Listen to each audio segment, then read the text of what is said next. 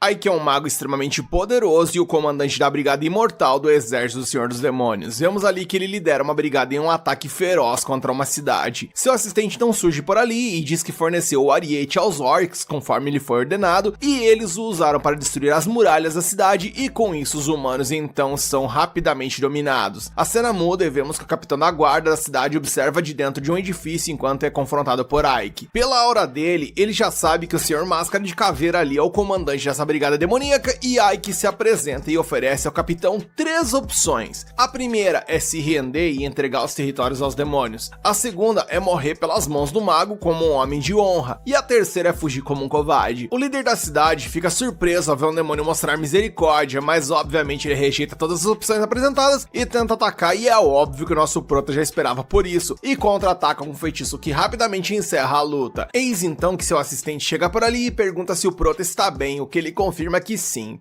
Ike faz a ele um pedido no mínimo inusitado. Ele pede a seu assistente para que cuide dos ferimentos do carinha ali e quer que faça o mesmo com todos os homens que se renderem. Vemos então que uma mulher observa tudo o que está rolando por ali através de uma bola de cristal e ela demonstra surpresa com o fato de que ele conseguiu tomar a cidade de Arsenal com uma única brigada em apenas uma semana. Ela está feliz que seu palpite sobre o potencial de Ike estava certo. A cena vai evoluindo e nosso prota ergue uma barreira mágica ao redor do local. Nisso ele olha através das janelas para os escombros gigantes que sinalizam o fim da batalha. Ele diz que se sente culpado por machucar tantos de sua espécie, pois sim, meus queridos, ele nos revela que por trás dessa máscara não há um demônio, e sim um ser humano, que diz que provavelmente nunca irá se acostumar com a guerra e os efeitos colaterais que ela traz. A cena continua evoluindo, dessa vez o prota nos revela suas raízes, onde ele menciona que seu professor era um demônio que se chamava Homberg, mencionando que ele era um grande mago e que ele sabia tudo o que era possível de se saber sobre a civilização avançada que já viveu nesse mundo. Ele criou nosso prota que tinha sido abandonado quando criança e lhe transmitiu todo o seu conhecimento e magia. Ike lembra que Homberg, em suas últimas palavras, pediu a ele que nunca mencionasse a ninguém sobre a civilização perdida, pois isso certamente traria muitos desastres. Ele também foi avisado para nunca remover sua túnica e máscara, pois o Senhor dos Demônios nunca o perdoaria se sua identidade fosse revelada. Ele se sente seguro em sua poderosa barreira, pois ninguém pode entrar sem sua permissão. Porém, contudo e entretanto, algo errado não tá certo,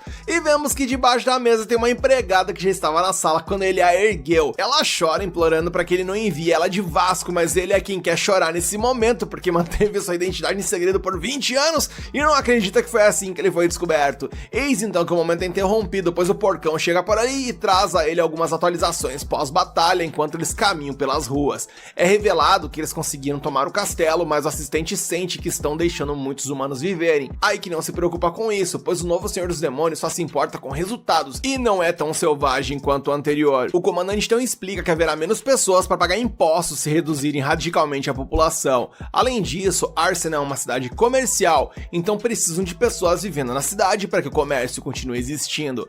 Ele então é abordado por um dos anciãos da cidade que deseja saber quanto de impostos eles devem pagar ao exército do Senhor dos Demônios. Eles então ficam aliviados ao descobrir que eles vão pagar o mesmo valor que costumavam pagar aos seus antigos mestres. No entanto, eles avisam que se alguém resistir ao exército do Senhor dos Demônios será punido independentemente de seu posto. De repente, Ike é transportado para um local onde um golem o ataca. Ele desvia do ataque e o destrói com um feitiço poderoso. Nos é revelado que quem trouxe ele por ali foi aquela mulher que estava acompanhando ele através de uma bola de cristal. Ela não acredita o quão forte o garotinho que sempre se escondia atrás de seu avô Homberg se tornou. Descobrimos então que o nome dela é Sephiroth e ela é a comandante do 7º Batalhão do Exército do Lorde Demônio. Ela está acima de Ike na hierarquia e é a única demônio que conhece o seu segredo. O jovem homem lhe diz para enviar um mensageiro se precisar dele, mas ela acha que essas convocações súbitas são muito mais divertidas. Ele acha que ela quer detalhes sobre o que aconteceu em Arsenal, mas ela informa que seus familiares já lhe contaram tudo. O motivo pelo qual ela o chamou é porque Dairoku Ten, o atual Senhor dos Demônios, deseja vê-lo pessoalmente. Sephiroth acha que ele é o primeiro comandante de brigada a receber tal honra. Ela está certa de que isso é devido ao seu feito impressionante de tomar Arsenal em apenas uma semana, por isso eles irão ao castelo do Senhor dos Demônios. Ela ordena que ele coloque a mão em seu ombro enquanto eles teleportam. A cena então muda e vemos que a empregada acorda após ter ido de berço. Ela tenta sair, mas a barreira impede. Ike lhe deixou um bilhete e alguma comida para ela aproveitar, então ela prova e começa a devorar como se nunca tivesse visto um rango antes. A cena muda mais uma vez e vemos que Ike e Sephiroth chegam ao castelo do Rei Demônio, e o miasma ao redor da área já está começando a afetar Ike, porque ele é um ser humano. Um Um guarda ameaçador está na porta, pronto para inspecionar quem entra. Ike se preocupa que será descoberto, mas Sephiroth lança nele um feitiço que dá a ele uma aura demoníaca. O guarda fica impressionado com sua magia, mas não está surpreso, afinal, ele é neto de Romberg. O rapaz fica chocado ao saber que todos os demônios conhecem o nome de seu mestre, mencionando que mesmo após partir, Romberg ainda é famoso. Sephiroth interrompe a conversa, pois ele tem uma reunião importante. Ike então nos explica que o castelo de Doberberg foi construído como se fosse uma demonstração de poder e influência do Senhor dos Demônios, por isso eles estão num corredor interminável caminhando. Então a gente vê o grupo caminhando nesse corredor ali, e Ike admira o controle de Sephiroth sobre o feitiço de voo enquanto ela desliza. Ele também consegue utilizá-lo, mas apenas para saltar alto. O falso demônio então é instruído a esperar do lado de fora, enquanto sua superior conversa com eles primeiro. Durante esse intervalo, Ike expõe algumas informações sobre o atual rei dos demônios. Dairokuten virou a maré da guerra contra a humanidade para o lado deles em uma única batalha, e ele é o líder dos demônios e o homem mais forte. Segundo fontes, ele é um homem cruel e frio que eliminará qualquer um que considerar incompetente, não importa se são amigos ou inimigos, mas ele pode utilizar os talentos deles ao máximo se encontrar algo de valor em seus súditos, mencionando que ele revolucionou o exército do Senhor dos Demônios com essa visão. Ike nos relata que os demônios nascem sem vontade de trabalhar em cooperação, e por conta disso muitas brigas surgem entre eles. Porém, Dairokuten foi quem mudou tudo isso. Ike está animado para conhecer o comandante supremo do exército e, em demonstração de respeito, ele mantém a cabeça baixa enquanto entra e se curva.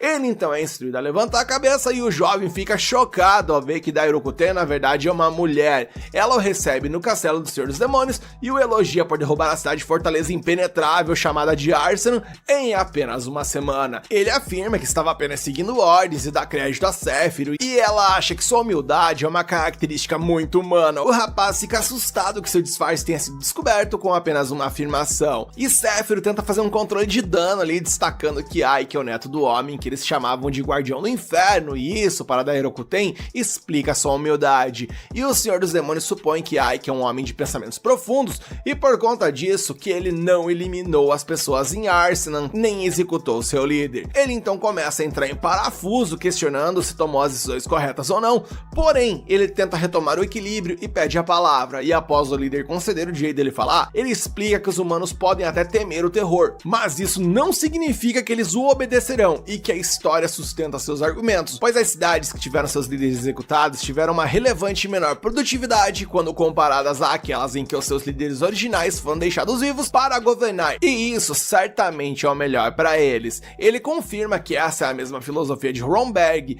Ike menciona que só falou com Dairokuten por alguns minutos e ele já está convicto de que ela sabe sobre a civilização antiga, assim como seu avô. Ele inclusive tem certeza que ela utilizou esses conhecimentos para revolucionar o exército. O Senhor dos Demônios então se teletransporta para sua frente e comenta sobre o quão diferente ele é de outros demônios, e ela deseja ver o seu verdadeiro rosto sob a máscara em sua próxima reunião. Nisso ela desloca-se para trás, informando que espera ver mais os mesmos resultados. Assim que o lugar fica vazio, ele cai no chão ofegante, pois estava tão tenso que não conseguia sequer respirar. Ele tira a máscara para obter mais fluxo de ar, e Sephiroth fica surpresa porque é a primeira vez que ela o vê tão nervoso, e o rapaz confessa que ele é um covarde por trás de uma máscara assustadora. Ele comenta que está quase borrando as calças com o fato de Dairokuten saber que ele estava utilizando uma máscara, e Sephiroth diz para ele ser grato porque ela não percebeu que ele é um humano. Sua superior revela que o chefe lhe deu uma recompensa, porém isso na real é um castigo. Não nos é revelado do que se trata isso aí, pois a cena já muda e vemos que Ike retornou para o local onde estava a barreira e consequentemente a empregada, que provavelmente não tancou o almoço e foi de cochilos por ali. Ele então chuta a cadeira para que ela acorde, e ao acordar ela se assusta e se curva pedindo desculpas freneticamente, prometendo fazer qualquer coisa para que ele não a extermine. O rapaz fica um pouco perplexo com o comportamento dela e assegura que não vai machucá-la. Ela para então com seu comportamento dramático após ouvir isso. Ele pergunta o nome dela e ela menciona que é 13. Ele acha o nome estranho, então ela revela que os servos são sempre chamados por números, mas que o seu verdadeiro nome é Sati. Ike, no entanto, não pode deixá-la ir agora que ela sabe que ele é um humano, e ela pula nele, prometendo que não contará a ninguém, e ele diz que acredita nela, mas quer que ela seja sua empregada a partir de agora, e ela aceita o pedido com muita felicidade. Mais tarde é revelado que Ike se tornou governante de Valhas, e Jiron o parabeniza. Ele lembra-se então da conversa que teve com Sephiroth, e ele não entendeu os motivos de ser nomeado para governante de lá, e ela revelou como essa cidade, apesar de pequena, ela está localizada mais ao sul de Arsenal, e consequentemente, ela agora é a nova linha de frente da guerra. Embora seja uma cidade pequena, ela lhe disse que ela é crucial para o exército deles. A missão de Ike é proteger a área e dobrar a receita tributária atual. Ele reclama das metas fiscais, pois estão em tempos de guerra, mas ele é mandado calar a boca, ou o leão do imposto vai morder ele ainda mais. Nisso ele informa seus homens que essa será a linha de frente da batalha contra a humanidade e que eles podem ser atacados a qualquer momento. Então devem consertar a cidade destruída, que por sinal foi a própria Sephiroth que destruiu. Jiron informa seu mestre que levará 6 meses para reparar as muralhas e ele acha que isso aí é uma mini eternidade, dizendo então que as muralhas precisam estar reconstruídas em 1 mês.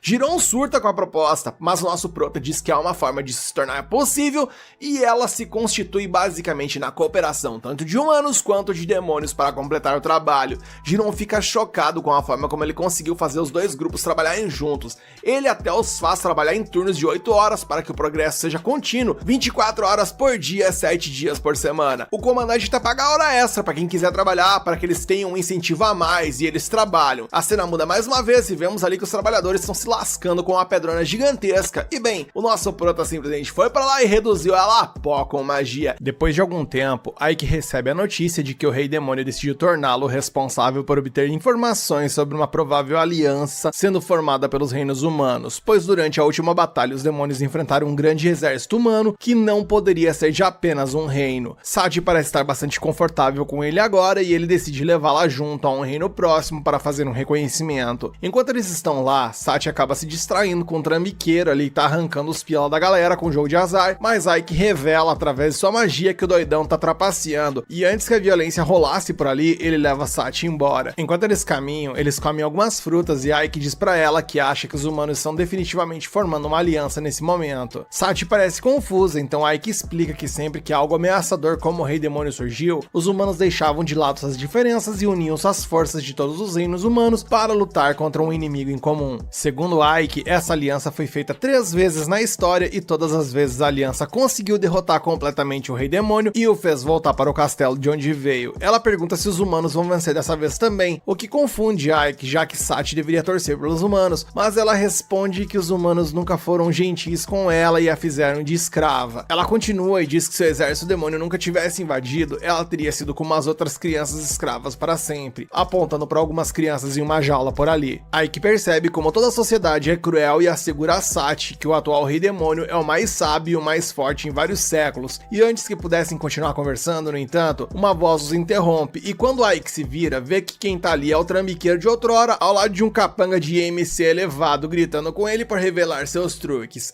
Ike diz a ele que ele não estava aplicando truques, mas sim golpes, mas o trapaceiro fica bravo e diz que ele terá que pagar pelo que fez. Isso obviamente irrita Ike, que olha ao redor para verificar se tem alguém por perto ou não, antes de tirar sua varinha mágica e usar magia de gelo para congelar os pés do Sr. Plus Size ali. O trapaceiro fica chocado ao ver que Ike é um mago, mas antes que pudesse reagir, nosso prota cria várias lanças de gelo e as aponta para o trambiqueiro, dizendo para pedir desculpas. O trapaceiro acha que Ike está blefando e começa a xingá-lo, mas Ike o esfaqueia com uma das lanças no braço, mostrando que ele tá mandando a real por ali. Depois disso, ele pergunta ao meliante se ele tem alguma informação sobre os acontecimentos nesse reino e, temendo por sua vida, ele revela que a aliança foi feita entre os reinos, mas que o reino de Roséria está planejando um ataque surpresa aos demônios para obter vantagem ou alguma chance de glória. Ike acha que isso faz total sentido e pergunta a ele onde eles estão planejando o ataque. Por algum motivo que eu realmente acho questionável e conveniente, o cidadão ali sabe de todos os detalhes sobre os planos de guerra e diz a ele que a cidade de Valia será atacada porque suas defesas estão fracas agora. Ike ouviu tudo o que queria saber e voltou com Sati para sua cidade para planejar a defesa. Naquela noite, o exército de Roséria enviou um batalhão para invadir a cidade de Valias, mas antes que pudessem preparar suas armas de cerco, muitos esqueletos começam a sair do chão. A líder deles, chamada Alistar, diz para manterem a formação, pois os esqueletos são fracos, mas sem que eles soubessem, eles estavam caminhando direto para uma emboscada, quando flechas começam literalmente a chover na cabeça deles, enquanto um grupo de orcs sai da selva e começa a esmagar seu exército. Alistar percebe que Valias estava preparado para esse ataque e que eles entraram em uma armadilha que pode custar literalmente todo o batalhão. Nisso ela imediatamente ordena que seus soldados formem uma linha de retirada e garantam que ninguém seja deixado para trás. Enquanto isso acontecia, Ike e seu conselheiro Jiron estavam assistindo isso se desenrolar das muralhas, enquanto Jiron elogia Ike porque sem ele, eles definitivamente teriam caído no ataque surpresa. Porém, antes que Ike pudesse responder, alguém dispara uma flecha de trás que acerta Ike nas costas e ele cai no chão inconsciente. Quando recupera a consciência, ele se encontra na cama com Séfiro, que afirma ter sido chamada por Jiron após Aiki ter sido atingido e quase ter ido de vala. A sorte desse anime é que ela foi capaz de curá-lo rapidamente, caso contrário teria subido os créditos, seria a season final. Ela parabeniza por antecipar o ataque surpresa, mas diz a Aiki que mesmo dessa vez as baixas humanas foram mínimas. Por conta disso, ela diz que o Lorde Demônio pode começar a duvidar dele se isso continuar acontecendo, mas Aiki responde que não se importa com o que ela pensa. Seu objetivo principal é tornar esse mundo adequado tanto para humanos quanto para demônios viverem juntos, assim como seu mestre idealizava. Ela diz para ele tomar cuidado e desaparece enquanto ele chama Jiron e pede para descobrir o que aconteceu com a comandante das forças humanas. Jiron responde que a comandante acabou sendo presa por seu oficial superior, que alegou que ela foi uma desgraça ao recuar do campo de batalha. Na manhã seguinte, Aiki decide ir até a prisão onde ela estava, pois queria encontrá-la uma vez, mas ele acaba sendo seguido por sua subordinada Lilith. Ele diz para ela ficar quieta ou ir embora, e ela promete que irá se comportar. A cena evolui e vemos que eles espiam os poucos guardas na frente da prisão. Ela pergunta se deve capotar o quarto dos dois homens ali para que eles possam entrar, mas Aiki responde que não quer agir de violência agora, porém antes que ele pudesse impedi-la. Ela foi na frente dele e espancou os guardas, alegando que não os matou como ele queria e que apenas ajudou a colocar o sono deles em dia. Eles então entram na prisão, que por sinal acaba sendo maior do que ele imaginava, e ele percebe que levará muito mais tempo para encontrar o comandante, mas Lilith acaba roubando a informação de um dos guardas e diz a ela que o comandante está no último andar e até carrega as chaves. Enquanto se dirigem às escadas, alguns outros guardas são alertados e os atacam, mas Lilith entrega as chaves a ele e diz para ele seguir em frente enquanto ela cuida deles. Aiki segue em frente e se vira para ver os guardas ali sendo detonados, mas continua avançando como se não tivesse visto nada. Logo então ele chega no último andar e abre a cela apenas para encontrá-la completamente vazia. Ao entrar, ele acaba sendo atacado por trás pela comandante e ele mal consegue desviar. Ela pega uma faca e começa a atacá-lo novamente, mas ele de alguma forma consegue escapar novamente e tira seu bastão antes de derrubá-la no chão. Ele deixa que ela se levante enquanto ela pergunta se ele veio ali pra rir da cara dela por perder ou tal, ou quer matá-la, mas Aiki responde que ele só queria saber se ela enviou algum assassino para se infiltrar em Ivalias e matá-lo. A mulher parece surpresa e pergunta se ele realmente é um demônio, o que pega Aiki de surpresa. De repente, seus pensamentos são interrompidos pelo som de guardas correndo para o último andar e a espiã aproveita sua distração e coloca uma faca em sua garganta, pedindo para ele dizer se ele é um demônio ou um humano. Aiki não tem ideia do que fazer enquanto ele pensa se deve revelar sua verdadeira identidade ou não. Aiki percebe que precisa fazer algo antes de se meter em encrenca, então ele usa uma magia especial que desacelera o tempo ao seu redor. Isso surpreende Alistar, que imediatamente percebe que algo está errado, mas ele diz a ela para não se preocupar, pois isso vai passar logo. Ele passa casualmente por ela e pelos guardas que andam em câmera lenta, que não parecem se mover para o lado, então ele usa sua magia de vento negro para soprá-los imediatamente. Antes que ele pudesse se mover, ele é atacado por trás por um grande cavaleiro carregando uma massa. O cavaleiro de IMC elevado erra o golpe enquanto Aiki se desvia habilmente, e antes que o cavaleiro pudesse recuperar o equilíbrio, Aiki usa um feitiço de gravidade de seu arsenal, que o força ao chão antes que a rampa se quebre e ele caia no chão. Alistar parece confusa enquanto se pergunta por que esse homem não mata os guardas quando ele pode fazer isso facilmente, quando de repente o chão sob seus pés também desaba e incapaz de se mover, ela acaba caindo também. Felizmente para ela, Aiki salva sua vida ao agarrá-la no ar antes de colocá-la cuidadosamente no chão. Ele então pede desculpas por todo o caos e se apresenta como Aiki, o comandante da Brigada Imortal, e responde à pergunta anterior dela, afirmando que ele obviamente é um demônio, pois humanos não são permitidos no exército demoníaco. Alistar ainda não parece satisfeita com essa resposta, mas Aiki continua e pergunta novamente se ela enviou um assassino para matá-lo durante a última batalha. Ela mantém a boca fechada, alegando que é uma cavaleira do reino e não revelaria nada a um demônio como ele, mesmo que ele a matasse. Aiki então decide resolver a parada por conta própria e aplicar a infalível técnica dos doramas, onde o cara mete a mão na parede e encara a garota. Porém, o que ele realizou ali na verdade foi uma leitura mental. Lilith até achou que ele estava de pegação com ela, mas ele só estava buscando as informações necessárias. E após obter o que ele queria, ele se vira para ir embora enquanto Alistar o chama, perguntando se ele veio simplesmente zombar da cara dela. Mas ele responde que tudo que ele queria saber era se ela tinha enviado um assassino, e agora que ele já sabe que ela não tem nada a ver com isso, ele está se retirando. Ele então diz a Lilith que eles estão indo embora, enquanto ela protesta, pois queria passar um tempo sozinha com ele, mas ele já tá cansadão ali desses pensamentos o incomodando, então ele simplesmente abre um portal e passa por ele, enquanto Alistar fica perplexa com o que acabou de acontecer com ela. Quando ele volta para sua mansão, Sachi então está ali para recebê-lo. Ele tira sua máscara e entrega a ela uma pequena bolsa cheia de grãos de arroz. Ela parece confusa com aquilo, pois nunca tinha visto aquilo antes, mas Aiki lhe diz que isso é conhecido como arroz, e é muito mais fácil de cultivar do que o trigo. Ela ainda parece confusa, então ele explica que atualmente todas as pessoas em Arcenan são agricultores que cultivam trigo, o que é notoriamente difícil de cultivar e precisa de muitos homens para fazer o trabalho duro para que seja vendido. Comparado a isso, o arroz é muito mais fácil de cultivar, o que significa que precisarão de menos agricultores e os homens restantes poderão fazer outras coisas importantes, como se tornar pedreiros, chefes, ferreiros, etc. E isso aumentará a produtividade da cidade e ajudará as pessoas mais pobres na cidade a se tornarem de classe média. Sachi, que parece desprovida de cérebro, ainda não entendeu muito bem, então Ike resume ele dizendo que terão mais comida e venderão por mais dinheiro. Ela finalmente entende o conceito e pergunta se ele sabe como cozinhar aquilo. Ike olha pra ela e diz que ele não tem nem ideia de como fazer isso, e é por isso que ele dá a ela o dever de tentar diferentes maneiras de preparar esse grão, para que possa utilizá-lo em vez do trigo como alimento principal. Depois de resolver isso, ele pede a Jiron para reunir suas forças e sai para encontrá-los à noite. Jiron não tem ideia do motivo e Ike chama todo o exército para uma reunião. Acontece que a flecha utilizada para atirar nele naquela ocasião pertencia aos inimigos, mas ele sabe agora que a comandante Alistar não teve nada a ver com isso. Isso só pode significar que por ali há um espião e ele está infiltrado em seu próprio exército. Ele decide utilizar sua habilidade de leitura mental para verificar o que cada soldado está pensando, enquanto Jiron continua pensando ali no quão legal Ike é e tal. Ele acaba localizando um dos goblins ali que começa a suar e se preocupar se seu segredo foi descoberto. Então Ike imediatamente se teletransporta na frente dele e pergunta se ele é o espião. Após isso, ele extrai todas as informações do espião e vai se encontrar com Sephiroth à noite. Ele lhe diz que encontrou um traidor em seu exército e ela pergunta casualmente quem é enquanto toma um banho. Ele diz que o traidor é o goblin veterano de um olho só chamado Jace, que é o segundo no comando do 7º batalhão. Ele afirma que o goblin é um comandante testado em batalha e também inteligente e pergunta a Sephiroth o que precisa ser feito. Ela sai casualmente e diz que precisam fazê-lo pagar um preço por sua traição. Na manhã seguinte, ele vai ao território de Jace para ter uma conversa que assusta Jace, que percebe que foi descoberto.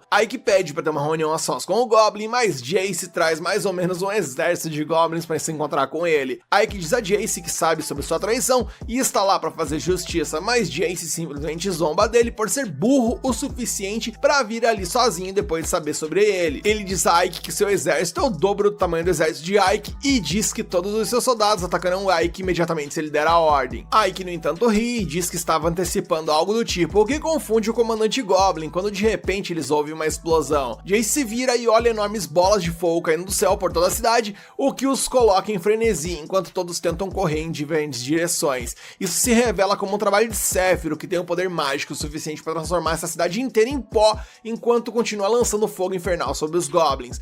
Ike corre para se esconder atrás de um prédio, pensando que ela deveria pegar leve nos prédios, pois eles vão ter que reconstruir toda a parada depois. Mas Sephiroth definitivamente não se importa com isso e continua detonando tudo. Ela então envia seu próprio exército de esqueletos para lidar com a limpeza do local e acabar com os traidores restantes, enquanto Ike aparece atrás de Jace e lhe dá duas opções, perguntando se ele prefere morrer como um traidor ou se render como um traidor. Jace não aprecia nenhuma das opções, então ele ordena que suas tropas ataquem Ike, mas obviamente eles não são páreos para ele, que os derrota facilmente um após o outro. Jace aproveita isso e começa a correr pelos telhados, quando um demônio gigante o para e tenta socá-lo, mas Jace desvia do golpe antes de usar uma granada de fumaça para desaparecer do prédio e usar um portal para escapar para a floresta. Ele se vira para ver a destruição e jura destruir Sephiroth, porém antes dele se afastar, uma bola de fogo acaba o atacando e lançando ele ao chão. Ele se vira para ver Ike, que o seguiu até ali, enquanto ele diz a Jace para simplesmente se render. Irritado por um comandante de brigada estar lhe dando ordens, Jace avança com um soco apenas para ser facilmente bloqueado por Ike, que lhe diz que a sua resistência é inútil.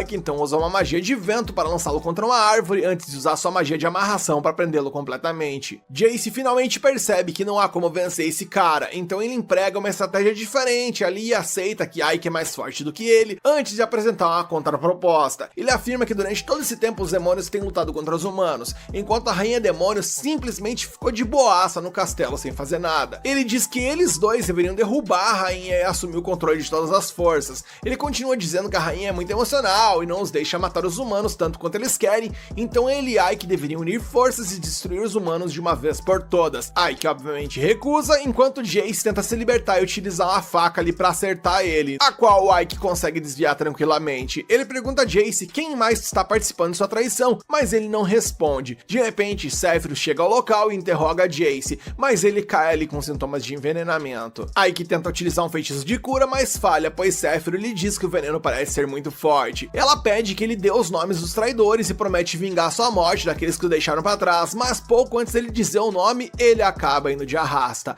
Ike sente pena do traidor, enquanto o Sephiroth diz pra ele parar de drama, pois agora eles têm outro trabalho a ser feito. A cena então muda e mais tarde naquela noite, Ike e Sephiroth vão ao castelo do Rei Demônio para relatar os ocorridos e ela pergunta o que diabos está acontecendo. Sephiroth diz que descobriu quem é o traidor e menciona que ele é Bastio, o chefe do 3º batalhão. Dairukuten pergunta se ela tem alguma prova disso e ela afirma que seu vice-comandante acabou desertando e tentou matar Ike para que pudesse ganhar o controle do 7º batalhão e destronar a rainha. Dairukuten lentamente levanta os olhos e olha para trás deles, perguntando o que Bastio tem a dizer sobre tudo isso. De repente, Ike se vira apenas para perceber que o grande cavaleiro sem cabeça chamado Bastio está atrás deles, participando da reunião. O cavaleiro sem cabeça caminha em direção a Dairukuten, que pede para ele repetir o que acabou de dizer. Em uma voz baixa e rouca, Bastio diz que Sephiroth e Ike mataram o vice-comandante de seu batalhão para incriminá-lo. Ele os acusa de conspirar contra ele e diz que Sephiroth provavelmente quer tomar o comando de seu batalhão. Sephiroth fica furiosa ao ouvir isso e libera seu poder mágico, mas Dairukuten a manda se acalmar. O Rei Demônio então começa a expor sua filosofia sobre quanto mais poder um demônio tem, mais ele começa a desejar. A ambição de obter mais poder, riqueza e influência é o que define os demônios. E se ela começar a matar demônios por terem ambições, logo não terá mais subordinados.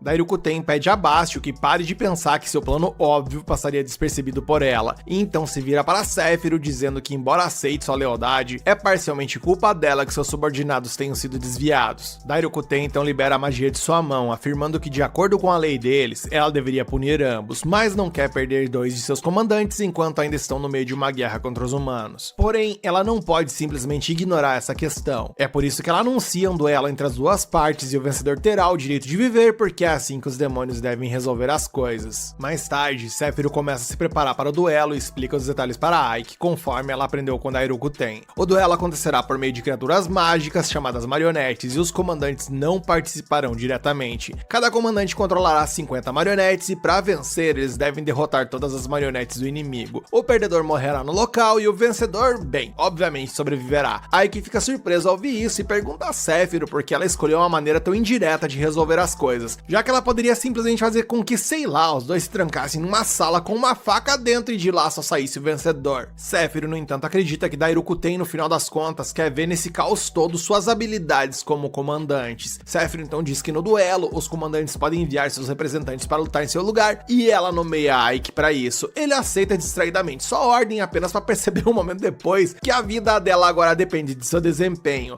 Ike está nervoso pra cacete por assumir tal responsabilidade, mas Sephiroth acredita que ele é um comandante de batalhão mais habilidoso que ela, então enviá-lo será a maneira mais fácil para ela vencer. Ela então segura suas mãos, confiando sua vida a ele, e essas palavras são tudo o que Ike consegue pensar enquanto se dirige à arena. Depois disso, ele chama Jiron e vai para o quarto onde suas marionetes estão guardadas. Ike sabe que todas as marionetes seguem as ordens de seu comandante sem falhar, e como todas são iguais em força, a única coisa que pode fazer a diferença no campo de batalha é a habilidade de comandante. No dia seguinte, Ike continua lendo livros de estratégia em seu escritório, e quando Sachi vem lhe servir um chá, ele pergunta a ela qual é a melhor maneira de vencer uma batalha. Ela obviamente lhe diz que prefere fazer as coisas de forma pacífica ali, resolvendo numa xícara de chá, por exemplo. E Ike lhe diz que concorda com ela, porém, há muitas pessoas no mundo que não se satisfazem sem cair na porrada com outras pessoas. Ele então pede a ela que lhe dê uma resposta hipotética ali sobre como ela lutaria, e ela responde que utilizaria uma vassoura como arma. E Ike diz que ela está certa, porque quanto maior o alcance de uma arma, em maior vantagem a pessoa estará para garantir a vitória. Sachi sugere então que ele utilize bestas, porque elas são poderosas, fáceis de usar e têm um longo alcance. Ike responde que elas são uma boa escolha, mas ainda não são poderosas o suficiente. E de repente ele tem uma ideia e declara que pode tentar criar armas de fogo que sejam muito mais poderosas e de longo alcance. Sachi pergunta se ele realmente pode criar algo tão incrível, e Ike acredita que Sephiroth pode fazê-lo, pois ela é a alquimista mais talentosa do exército dos demônios. No entanto, a cena muda e vemos que Sephiroth está aproveitando ali um tempo na piscina, e ao ser questionada, ela diz que há algumas coisas que ela não pode fazer, porque ela nunca viu essas coisas antes.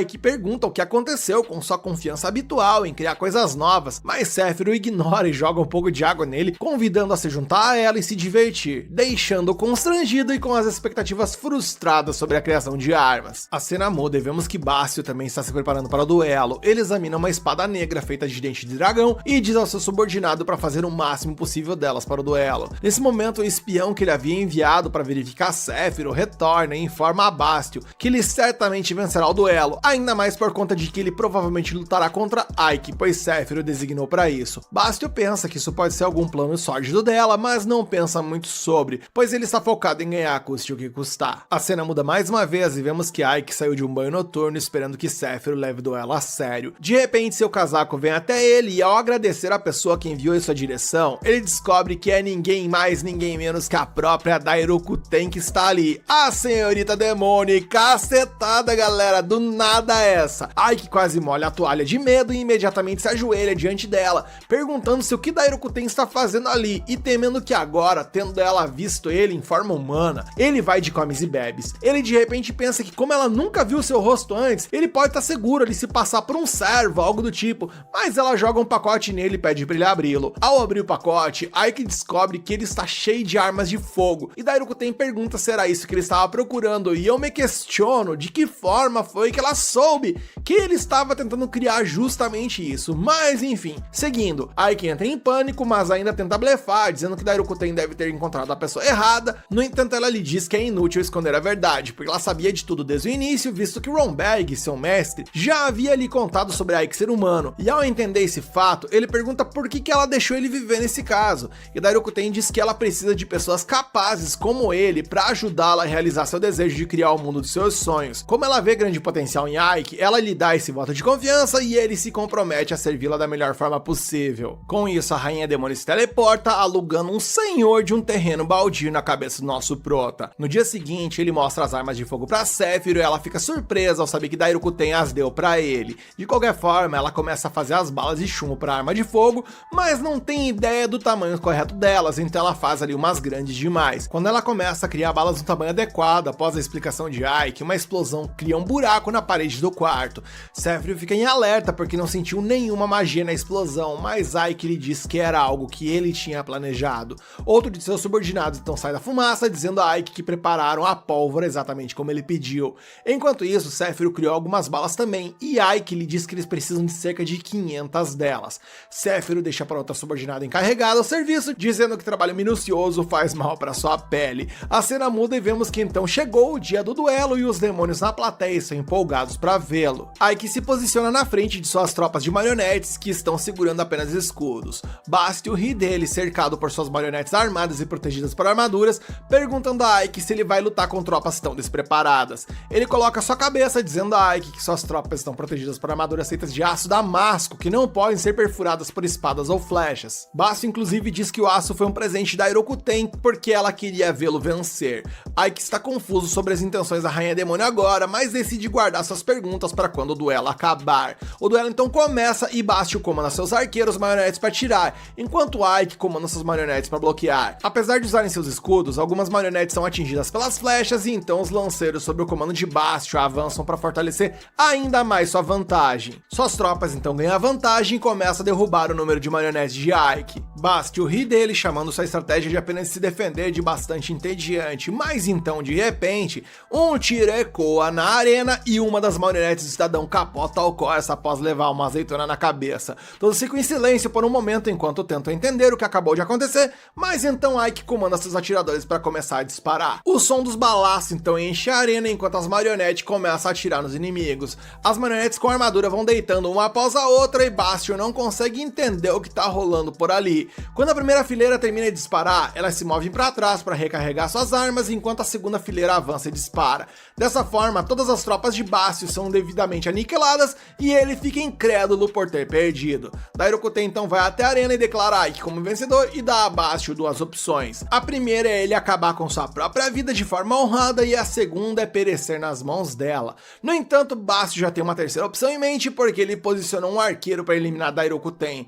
O arqueiro dispara uma flecha nela, mas Dairokuten facilmente a pega, porém a flecha tinha uma bomba em sua ponta que acaba explodindo por ali e vemos também que há bombas em toda a arena. Então a diabaiada começou a sair voando por ali. Há muitos anos, em uma caverna escura, Ronberg eliminou uma matilha de lobos e encontrou uma família destruída pelos animais. Em meio ao caos, havia uma criança pequena ainda viva, protegida pelos pais que usaram seus próprios corpos como escudos para evitar a morte de seu filho. Esse menino era Ike, o nosso prota. Avançando para os dias atuais, o 3º Batalhão obedeceu às ordens de Basteu em uma tentativa tentativa de aplicar uma espécie de golpe de estado e tomar o controle de todo o exército demoníaco. Pegando os orcs de surpresa, os esqueletos e goblins do comandante eliminaram qualquer um em seu caminho, enquanto Bastio se gabava de sua estratégia, confiante de que, uma vez que os demônios estivessem sob seu controle, o mundo inteiro seria dele. Aproveitando seu momento de triunfo, Bastio diz a Ike que ainda não é tarde demais para se juntar a ele, garantindo a ele que sua vitória será certa, e ele diz que permitirá até que o mago continuasse controlando o 7º batalhão, caso aceitasse ir para o seu lado. Olhando ao redor, Ike observou os orcs na arena sendo pegos de surpresa e massacrados impiedosamente pelas tropas esqueléticas. Ele respondeu que era uma oferta tentadora, mas não iria discutir isso com Bastio, e com seu cajado emanando poder, o feiticeiro declarou que o comandante do 3º batalhão não seria o Senhor dos Demônios. Ao ouvir isso, Bastio riu, pensando que Ike era mais esperto do que isso. Enquanto falava, seus soldados cercavam o mago e Bastio anunciou que esse seria o fim de seu inimigo. Com isso, alguns guerreiros avançaram contra Ike, que respondeu com um poderoso feitiço que repeliu os atacantes. Imperturbável, o comandante das tropas ordenou que o atacante continuasse, levando Ike a utilizar um feitiço ainda mais forte, derrubando os soldados que avançavam sobre ele. Um dos esqueletos usou seu crânio revestido de mana para explodir perto do mago, mas nenhum dano significativo foi causado. Ainda assim, quando estava prestes a completar sua estratégia de atacar com uma espada através da fumaça, o esqueleto foi defendido por um escudo mágico e vaporizado por outro feitiço. Apesar do domínio inegável do mago na batalha, o 3º batalhão manteve-se firme sobre as ordens de seu líder, não recuando diante do poder do feiticeiro. Enquanto Ike decolava, os arqueiros aproveitavam a oportunidade para disparar, mas ele desviou dos projéteis e continuou sua ascensão a um ponto de vista alto o suficiente para observar a arena. De lá, ele lançou um feitiço que perfurou todos os soldados inimigos, deixando Bastio em maus lençóis. Voando em direção a ele, Ike lançou um feitiço que causou uma explosão massiva. Quando a fumaça se dissipou, Ike observou a destruição ao seu redor, esperando que Bastio fosse parte da cena, mas o líder do 3º batalhão, com a cabeça rolando no chão, soltou uma risada e declarou que ainda não tinha acabado. Com isso, o corpo do cavaleiro surgiu atrás do mago para atacar, enquanto a arquibancada continuava a sofrer com inúmeras explosões que estavam desmoronando a arena. Ike escapou por pouco do ataque, enquanto todo o ambiente se transformava em uma tempestade de areia. Bastio deixou claro que um ataque como aquele não poderia derrotá-lo. Na verdade, como chefe da Brigada Imortal, Ike deveria lembrar que o cavaleiro era um do Lahan, e que ele e seus soldados eram mortos-vivos. Vendo os inimigos se levantarem novamente após serem mortos, Ike percebeu que sua ferocidade não tinha diminuído quando os guerreiros de Bastio retomaram o ataque com um vigor renovado. E dessa vez, os esqueletos lançaram um número maior de crânios explosivos no nosso prota,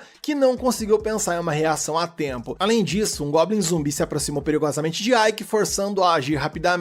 Ele congelou o braço do inimigo e o despedaçou. Depois disso, ele parou o tempo e derrubou os inimigos mais próximos, mas eles continuavam vindo. De acordo com Bastio, suas tropas eram intermináveis, e por mais poderoso que fosse um feiticeiro, toda a magia era finita e eventualmente ela acabaria. Portanto, era apenas uma questão de tempo até que Bastio reivindicasse a vitória, o que era uma pena, pois o cavaleiro adoraria ter um aliado do calibre de Ike ao seu lado. E como se não bastasse todo esse problema, o arqueiro orc que havia disparado contra Dairokuten agiu novamente, e com aquela mira extraordinária que somente ele tem, ele atingiu o mago com uma flecha explosiva, causando uma explosão massiva. Por sorte ou reflexo, Ike conseguiu se proteger a tempo e levantou um escudo, mas o choque foi suficiente para mostrar que sua vida estava em risco. Sem fôlego, o feiticeiro finalmente mostrou sinais de cansaço. Bastio então apontou que o inimigo ainda estava vivo, reconhecendo que era por isso que ele era o líder da Brigada Imortal. No entanto, o cavaleiro reiterou que a resistência era inútil. Do outro lado, Ike começou a acreditar que isso de fato era verdade, então precisava encontrar uma maneira de virar a maré antes que a situação piorasse. E analisando seu entorno, ele sabia que os mortos-vivos eram cadáveres ambulantes e que sua magia negra não funcionaria contra eles. No entanto, o próprio fato de que eles não estão vivos deu ao humano uma boa ideia. Enquanto isso, Bastio assumiu que a postura passiva do inimigo era um sinal de rendição, mas ele aproveitou o momento para ordenar outro ataque de suas tropas, que prontamente executaram.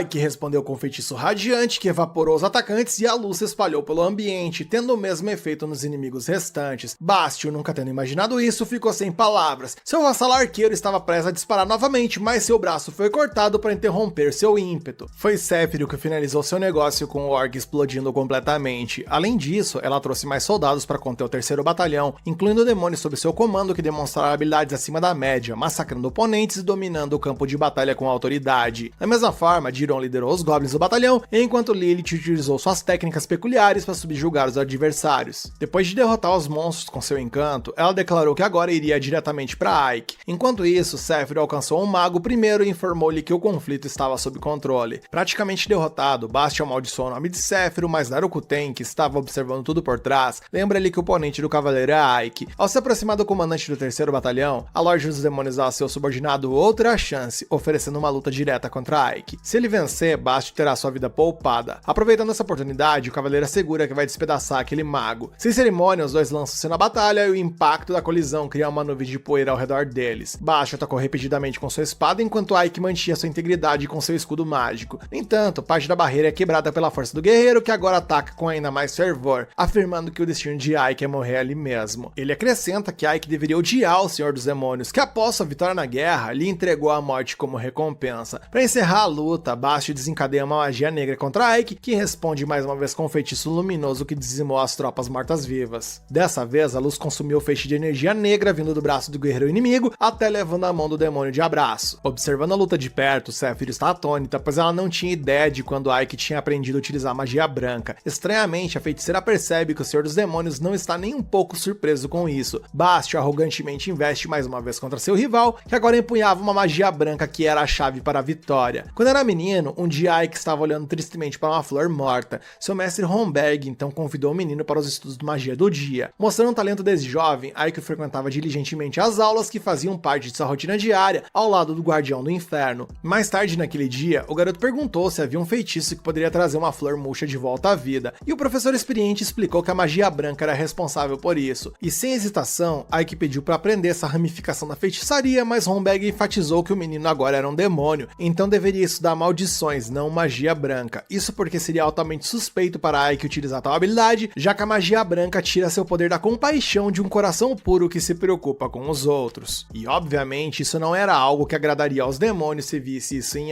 Ike. No entanto, se o humano insistisse em aprender, considerando que ele deveria esconder isso a todo custo, Homberg revelou que a magia branca é mais aterrorizante do que qualquer lâmina para aqueles que possuem poder demoníaco. Diante disso, Ike não desistiu da ideia. E agora, como um mago completo, Ike zomba de Bastio, dizendo que se tornar um Senhor dos Demônios era muito ambicioso para alguém como ele. Afinal, Bastio não se importava em sacrificar seus soldados, mesmo que fossem mortos-vivos, e estava disposto a se voltar contra seus camaradas e sua senhora por sua própria ambição. Ike admite que é assim que um demônio deve ser, mas é precisamente por isso que ele não perdoará o seu inimigo por seus crimes, pois um governante não pode oprimir o seu povo. E Bastio fica enfurecido com esse discurso, como se ele precisasse ser perdoado por alguém que em sua mente é insignificante. E cheio de ódio, ele ataca novamente, e Ike pede desculpas ao seu avô por ter que usar aquela magia branca. E com sua garra esquerda iluminada, o jovem humano perfura o torso do demônio, fazendo a luz espalhar e consumir o corpo de Bastio até que desapareça. Assim que a luta termina, Sephiroth pergunta se Ike aprendeu a fazer isso com Homberg, o que ele confirma. Impacientemente, o Prota afirma que a mulher sabia de tudo que ia rolar e ainda deixou ele ir para a linha de frente. E rindo timidamente, Sephiroth afirma que mesmo assim, ele saiu vitorioso. No entanto, Darukuten agora tem um problema, pois não há ninguém para liderar o 3º batalhão. Então ela entrega esse regimento a Ike. Informando de sua decisão,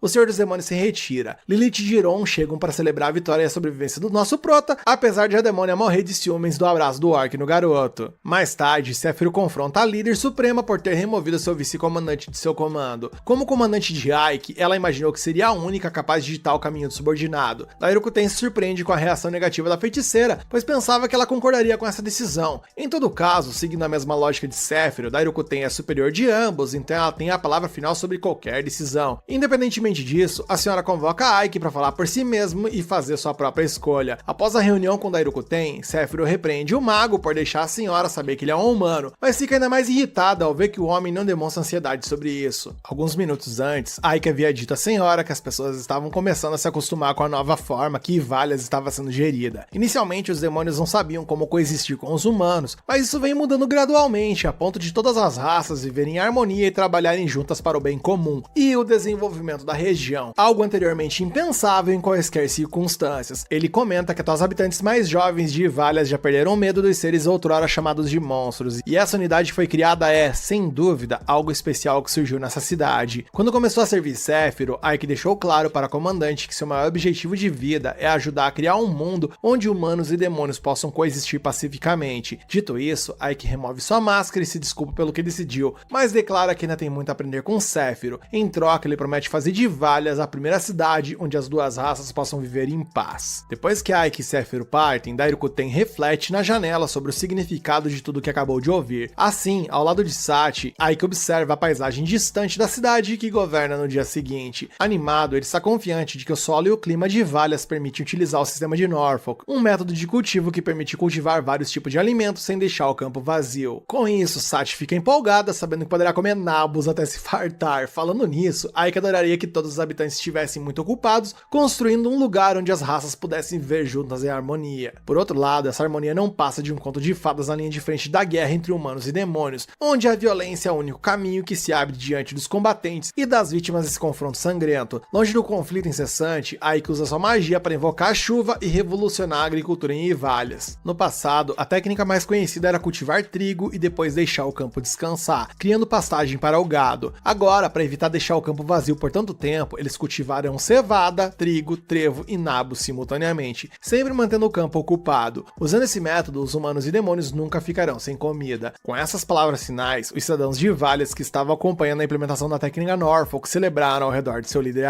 Ike. Mais tarde, Sachi serve o chá ao governador e o parabeniza por se tornar vice-comandante. De repente, Jiron surge no escritório do líder em pânico, chamando-o pelo nome. Sachi corrige o orc, dizendo que o líder deve ser chamado pelo título, então o subordinado se desculpa profusamente por sua falta de decoro e aceita qualquer punição. Falando nisso, tropeçando nas palavras, o monstro acha curioso que Ike tenha recusado o cargo de comandante do corpo do exército. E cansado das conversas aleatórias do assistente, o mago pede para que ele vá direto ao ponto, então Jiron o alerta de que a Aliança dos Reis começou a agir. O segundo corpo do exército, que estava tentando tomar uma das cidades por ali, foi destruído, e ninguém jamais imaginou que um batalhão tão experiente e poderoso quanto o deles pudesse ser derrotado da maneira que foi. Sachi pergunta o que é a Aliança dos Reis, então Ike explica que é um antigo tratado humano. Quando o exército do Senhor dos Demônios se torna forte demais para uma nação enfrentar sozinha, todos os países do continente se unem para enfrentar a ameaça juntos. Esse tratado ocorreu apenas 3 vezes no passado, e todas as vezes os demônios foram derrotados. Para piorar a situação, Ivalias será provavelmente o próximo alvo da Aliança Humana, porque além de ser uma região fronteiriça com reinos inimigos, é um território estratégico por conter Arsena, uma base muito importante. E consciente disso, Ike imagina que essa união entre os humanos pode virar a maré a seu favor, especialmente se retomarem Arsena. Se isso acontecer, o exército dos monstros será forçado a recuar para Doberberg, onde fica o castelo do Senhor dos Demônios, e certamente eles serão encurralados. Ao mesmo tempo, o sonho de Ike de criar uma cidade onde ambas as raças possam viver em harmonia irá por água abaixo. Para evitar que isso aconteça, o mago avalia que há apenas uma maneira de superar esses números avassaladores. Momentos depois, em uma reunião com seus dois comandantes, Fiorentina segurava uma arma de fogo em suas mãos após descobrir que é impossível produzir essa arma com alquimia, porque com apenas um tiro a arma se quebra. Portanto, há um limite claro para o que a alquimia pode fazer em termos de durabilidade e precisão das armas. Sephiroth questiona que eles podem simplesmente destruir o inimigo com magia, mas Ike teme que seu poder superior devaste toda a cidade. Então ele prefere armar a população e organizar uma defesa que não destrua a casa do defensor. Sobre isso, Fiorentina sugere que eles montem as peças de metal e madeira uma a uma para construir os rifles. Sabendo que essas peças são pequenas e complicadas, o demônio aconselha buscar os anões para fornecer esse serviço. Sephiroth considera a ideia, mas lembra que a raça perdeu a guerra contra os humanos e agora vagueia pelo mundo separadamente, e essa tarefa exigiria um grande número deles. Para reunir a quantidade necessária, Ike acredita que a esperança estaria em resgatar o rei dos anões, que está preso no reino de Ismuth. O nome desse líder supremo é Ginter. Durante a guerra, os humanos devastaram a cidade dos anões e deixaram o chefe daquela raça ajoelhado diante da morte de quase todos seus semelhantes. Apesar da derrota certa e da humilhação, o rei dos anões garante que não permitirá que os humanos usem a tecnologia dos anões para a guerra. No entanto, as circunstâncias impedem o governante derrotado de fazer qualquer exigência e, no final, ele não tem escolha,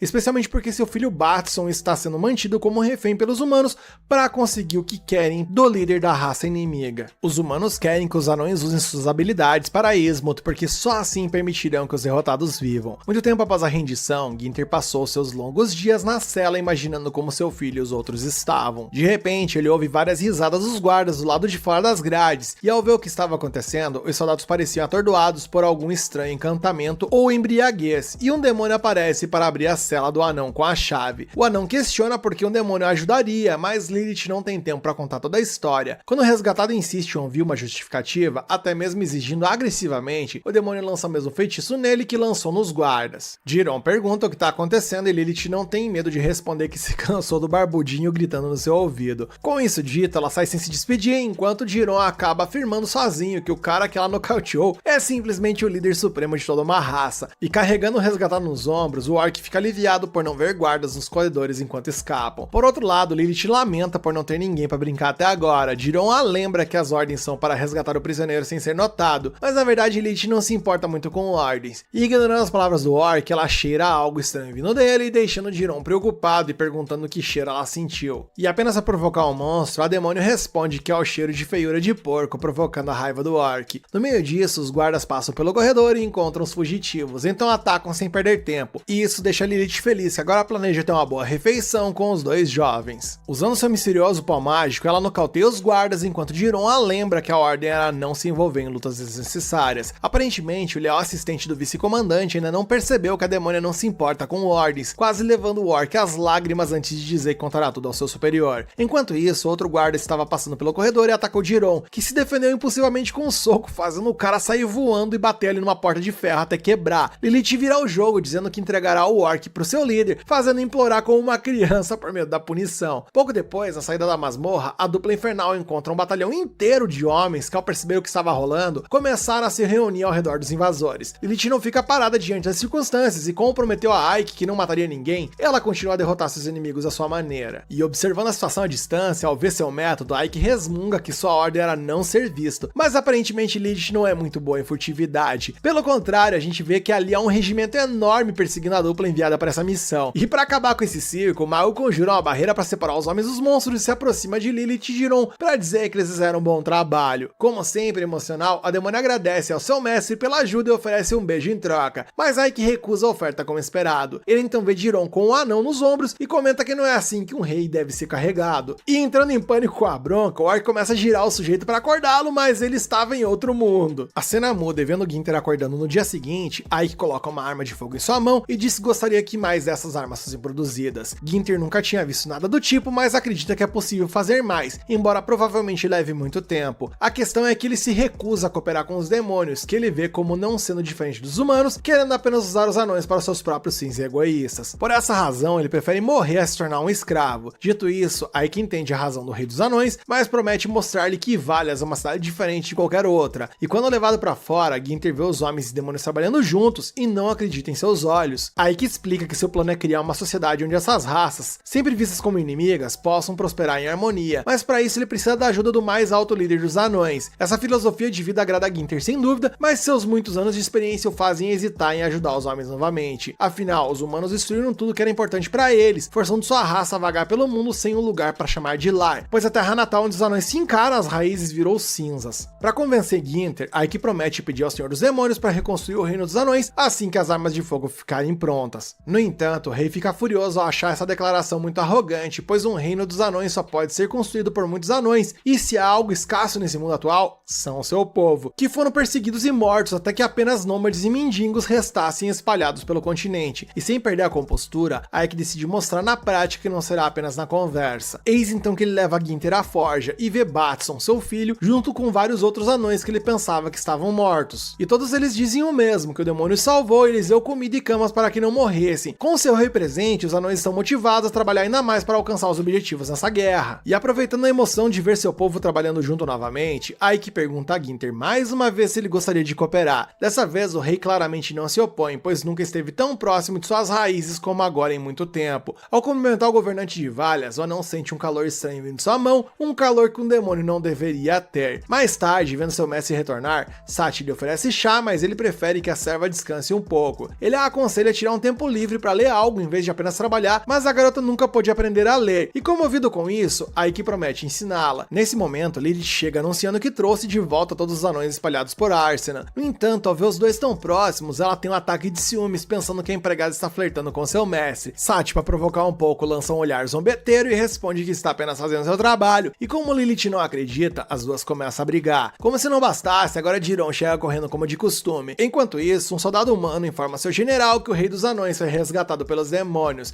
e o oficial fica curioso para saber o que os monstros planejam conseguir com aquele velho. Ao mesmo tempo, outro mensageiro retorna para relatar que Valyas tem cerca de 500 soldados no momento, mas espera-se que os comandantes das brigadas apoiem a cidade, então esses números provavelmente aumentarão.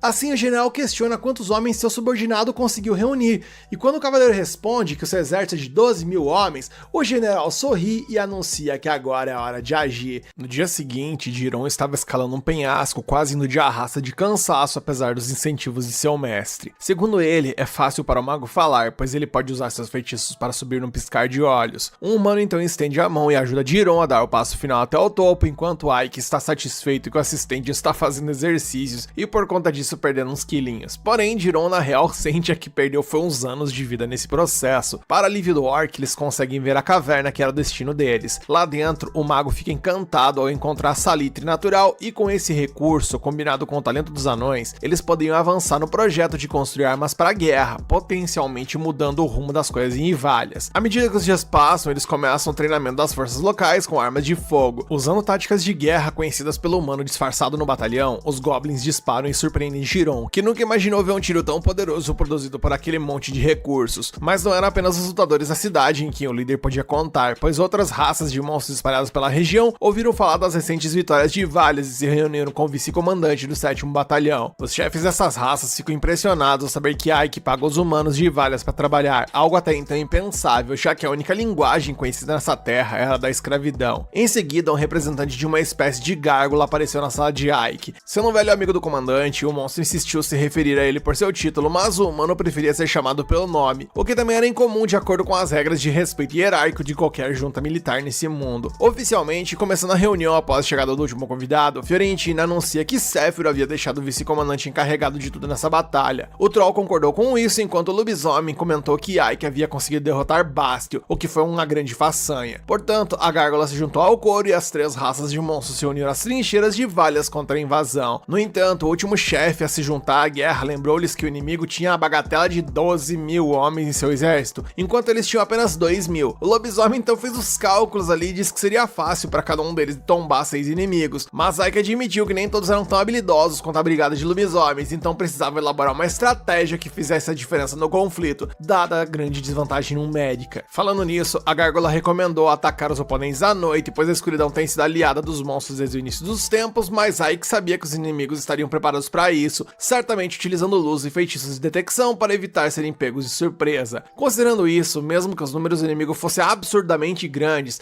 o comandante acreditava que a queda seria igualmente significativa, e dada a confiança do inimigo, Aiki queria que eles atacassem, e quando a moral dos humanos estivesse no auge, Ivalias esmagaria as forças rivais com toda a sua força. Isso precisava ser feito de forma rápida e limpa para evitar o máximo de baixas possíveis justamente para futuros conflitos. Enquanto isso, os humanos se reuniam em grandes números para um ataque frontal. Sati e Jiron organizam alguns equipamentos e limpam o escritório do chefe para que ele pudesse se concentrar nas estratégias a serem desenvolvidas. A empregada comentou que o castelo estava bastante agitado com toda essa mobilização e Aiki estava curioso sobre a falta de medo da garota em mencionar a guerra. Segundo ela, sua confiança nas tropas de Ivalias a faz sentir-se mais à vontade. Em sua mente, as forças locais eram compostas por boas pessoas, algo que o governante concordou. A empregada pretendia ajudar ao máximo que pudesse quando a batalha começasse, como alimentar os soldados para manter a moral em alta e os seus estômagos cheios. E graças ao sistema Norfolk implementado por Aiki na agricultura local, Ivalias estava cheio de provisões e não teria dificuldades em relação à comida. Com isso em mente, o comandante pensou em uma refeição que poderia ser um aliado essencial na linha de frente, e considerando que eles colheram muito arroz, ele sugeriu fazer arroz frito para os lutadores, pois era fácil de preparar e nutritivo. Sem cerimônia, Sati começou a trabalhar e aprendeu na hora como fazer esse rango para o exército à base de ovos, sal, vegetais, verduras e pedaços de carne. No final, ela estava orgulhosa do seu trabalho, assim como Aiki, mas quando estavam prestes a provar a comida, Jiron veio correndo e impediu o governante de revelar sua identidade. O orc havia sentido o cheiro de longe e não achava justo que eles comessem sem ele, então outro prato foi colocado para o assistente do líder. Em seguida, Lilith também se aproximou e não queria perder a experiência, então outra refeição foi colocada na mesa. Assim, enquanto todos comiam com alegria nos olhos, Aiki acabou apenas assistindo, sendo incapaz de tirar sua máscara para comer. Depois de comer tudo, Lilith pediu outra porção, então Sati serviu um prato bem cheio, pratão do pedreiro ali. A demônia olhou para a humana com desdém, pois era evidente que Sati estava tentando engordar Lilith. Como resultado, as duas continuaram a trocar farpas elétricas. Jiron achou estranho que seu mestre não estivesse comendo arroz frito, então Aiki teve que mentir que provaria mais tarde. Para mudar de assunto, ele perguntou ao assistente como estava o sabor e o orc confessou que estava maravilhado. E isso deixou Aiki provavelmente num misto de tristeza e ódio, pois ele não tem como bater o pratão sem que os encheridos saiam dali. Depois disso, o comandante do exército viu suas tropas reunidas em seu muro construído em tempo recorde.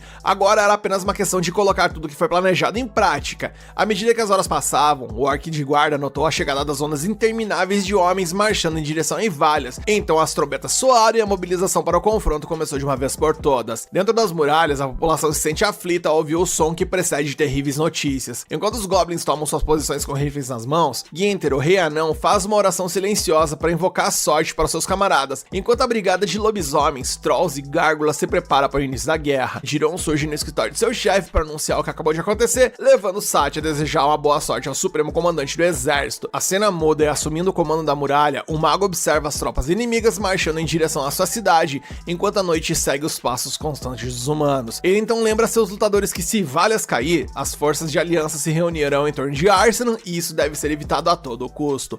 Com isso dito, as forças monstruosas dentro das muralhas da cidade gritam e rugem para aumentar a moral de forma tão alta que pode ser ouvido até pelo general humano, que apesar disso se sente frustrado ao ver que a resistência de Valias é muito mais fraca do que ele pensava. O oficial ao lado dele observa que, além disso, os melhores guerreiros de cada região estão concentrados no exército humano nesse exato momento, praticamente garantindo sua vitória. E entre as máquinas humanas, vemos que catapultas e balistas são posicionados para devastar a muralha inimiga, e de fato a moral dos homens está no ponto mais alto possível sob essas circunstâncias. Segundo o general, isso não será uma guerra, mas um extermínio dessa horda de monstros. Com isso, ele ordena que o massacre comece e as linhas intermináveis de homens marcham para o ataque junto com as máquinas disparando seus pesados projéteis na defesa inimiga.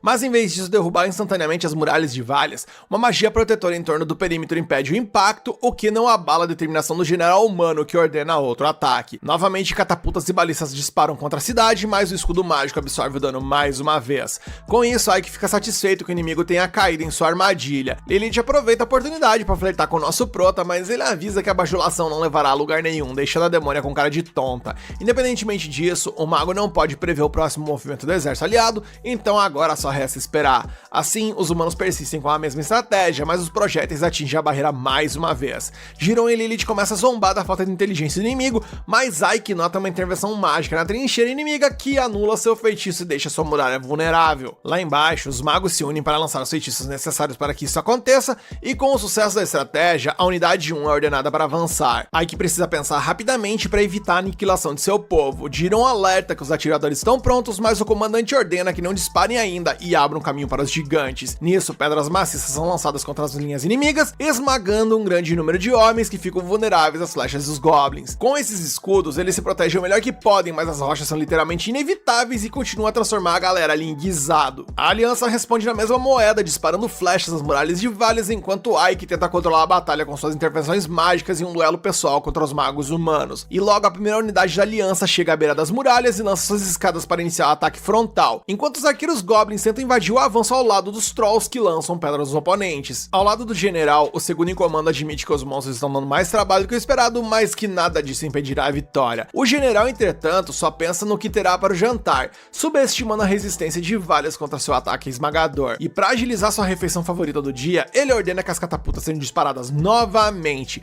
O oficial subordinado aponta que os homens aliados serão atingidos, mas o general, que é um poço sem fundo de maldade, não se importa com isso. Assim que a ordem é obedecida, Ike tenta bloquear o impacto mais uma vez, mas seu feitiço é anulado pelos magos inimigos. E com isso, gente, a devastação é generalizada, transformando o campo de batalha em um caos total, onde vemos monstros, demônios e homens sendo lançados ao ar pelo ataque implacável do líder supremo. Lutando por sua vida, Giron consegue um momento ali para levantar sua cabeça e testemunhar a morte de todos aqueles que estavam na linha de frente dessa guerra, que está se tornando cada vez mais horrível. Nem mesmo os demônios aprovavam uma medida tão vil para alcançar uma vitória. E Ike, que antes controlava sua estratégia para impedir o avanço inimigo, agora contempla a destruição ao seu redor, com todos aqueles que trabalharam dia após dia ao seu lado para construir uma Valias mais unida e forte, agora mortos em seus pés. Essa visão enche o mago de raiva, enquanto o general humano exibe um sorriso sórdido pelo sucesso de sua tática deplorável. Mesmo assim, não há tempo para olhar para trás, então o vice-comandante ordena que a segunda unidade avance. Usando as brechas da muralha como ponto de entrada, os homens colidem com as forças de resistência e os orcs disparam em resposta à invasão iminente. E à medida que amanhece vira cada vez mais a favor da aliança humana, Ike aperta seu cetro com força, raiva e medo diante do perigo real de Valias se tornar ruínas diante de seus olhos. Enquanto isso, a cena muda e vemos que Sati mantém sua coragem enquanto cuida dos lutadores feridos,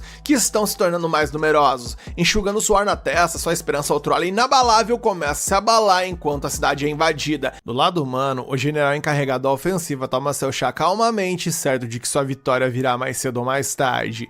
Ele ordena que a terceira unidade ataque, acrescentando ainda mais inimigos contra a resistência de Valyas, que já sofria com a inferioridade numérica. Aiki percebe que as coisas estão acontecendo mais rápido do que ele esperava, então ele precisa ficar alerta se quiser que tudo saia como planejado. Os monstros que puderam ser resgatados a tempo foram levados para uma unidade de primeiros socorros improvisada, onde Sachi tentava manter o foco e, mais importante que isso, manter os combatentes vivos. Na linha de frente, Lilith e os outros demônios enfrentavam os soldados inimigos que se aglomeravam como formigas sob a brecha da muralha. Após derrotar mais um oponente, Lilith vê a terceira unidade chegando com toda a sua força intacta. Fiorentina assume a retaguarda e ordena que suas tropas não deixem o inimigo passar, enquanto Jiron se posiciona com os goblins armados com armas de fogo, aterrorizados com a possibilidade de acertar seus aliados no meio daquela confusão.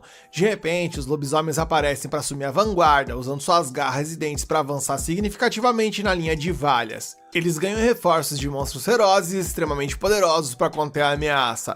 Ao lado deles, os goblins armados com rifles atiram do alto da muralha, surpreendendo os homens que tentavam invadir e que nunca tinham visto tal equipamento antes. Diante disso, a terceira unidade da aliança não teve escolha a não ser recuar, enquanto os lobisomens subjugaram seus oponentes com grande habilidade, sem lhes dar chance alguma. E em meio aos homens em fuga, os lobos ouvem uma trombeta de Valyas.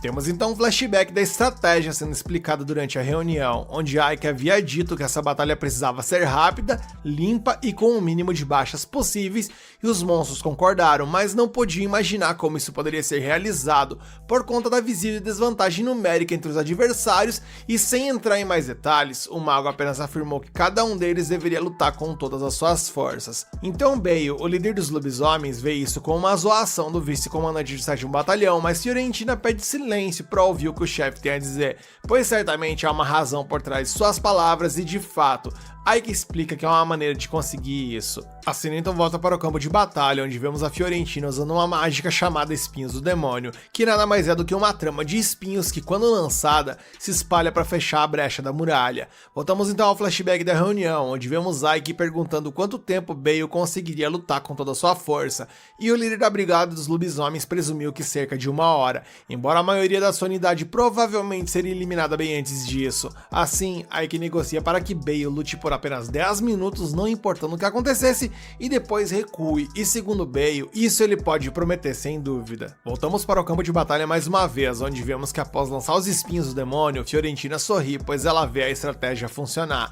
Nisso, os lobisomens se retiram do campo de batalha e agora é a vez dos Trolls quebrarem as forças da Aliança Humana.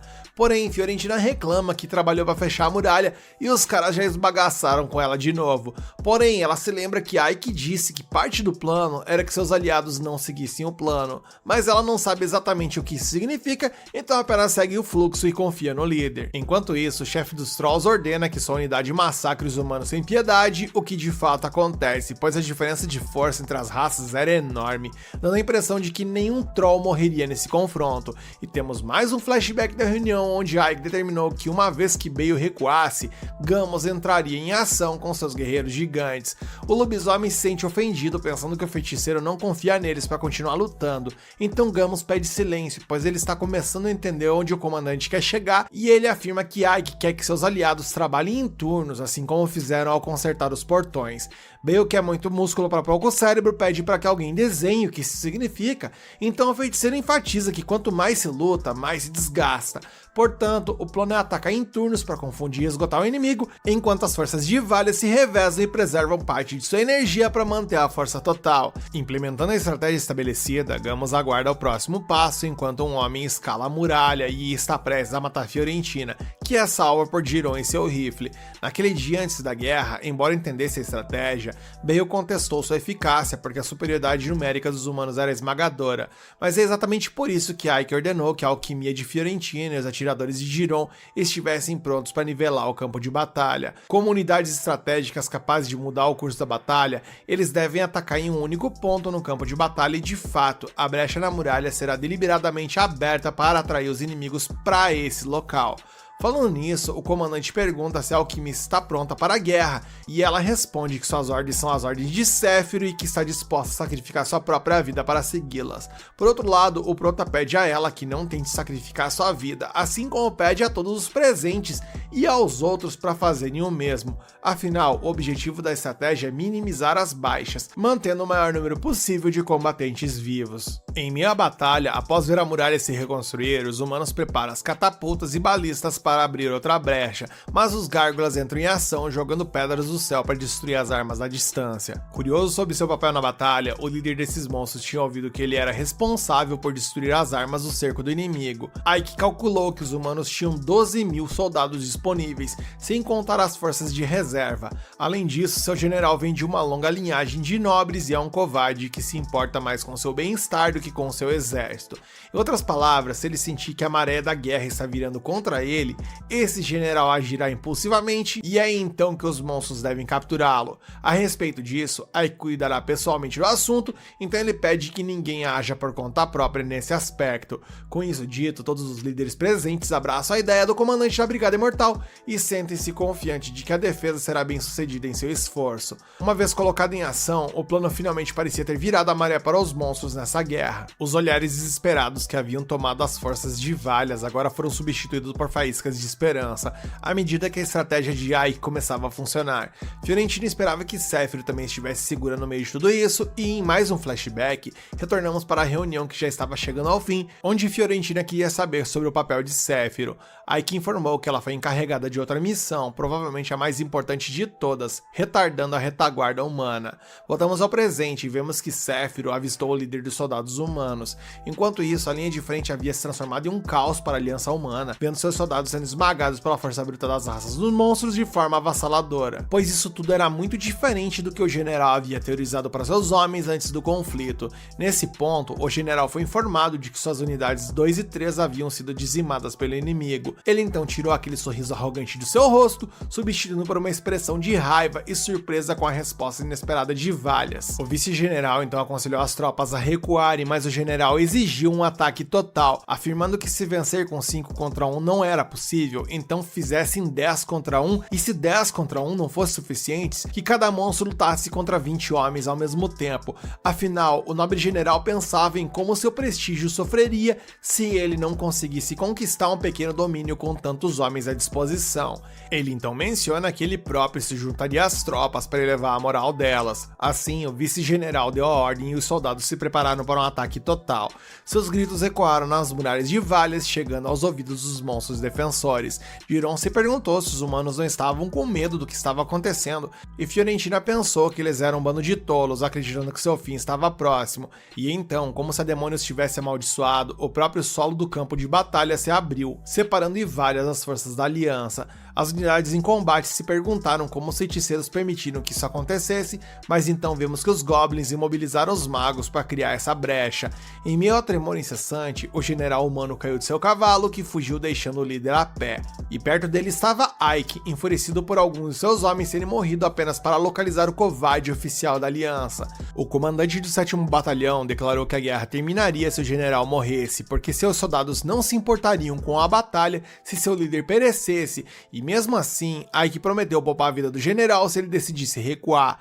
O líder humano se levantou novamente e questionou quem daria a ordem de recuar se ele morresse. Nesse momento, Ginter apareceu do nada gritando que não havia outra opção a não ser derrotar o cidadão da armadura dourada. E sem nenhuma conversa ou hesitação, o rei dos anões brandiu seu machado contra o humano, devidamente provido de força e desprovido de piedade. Ginter não perdeu a chance de perguntar se o humano sabia quem ele era, mas, assim que estava prestes a terminar o duelo, Ike usou sua magia para acorrentar o anão. Cego de raiva, Ginter se esforçou contra as correntes mágicas para acabar com o homem, quase as quebrando, até que o general finalmente se rendeu e prometeu recuar suas tropas. Logo, os homens foram vistos correndo por suas vidas pelo horizonte de Valhas, embora Ginter estivesse certo de que eles voltariam em breve. No entanto, o anão sentiu-se grato a Ike, mas tinha certeza de que ele se arrependeria de ter deixado o general inimigo viver, algo que Ike discordou, pois ele acredita que Valhas estaria muito mais forte até lá. E com a partida da aliança inimiga, os monstros celebraram a vitória ao lado dos humanos da cidade, todos impressionados por terem resistido a uma força 10 vezes maior do que a sua.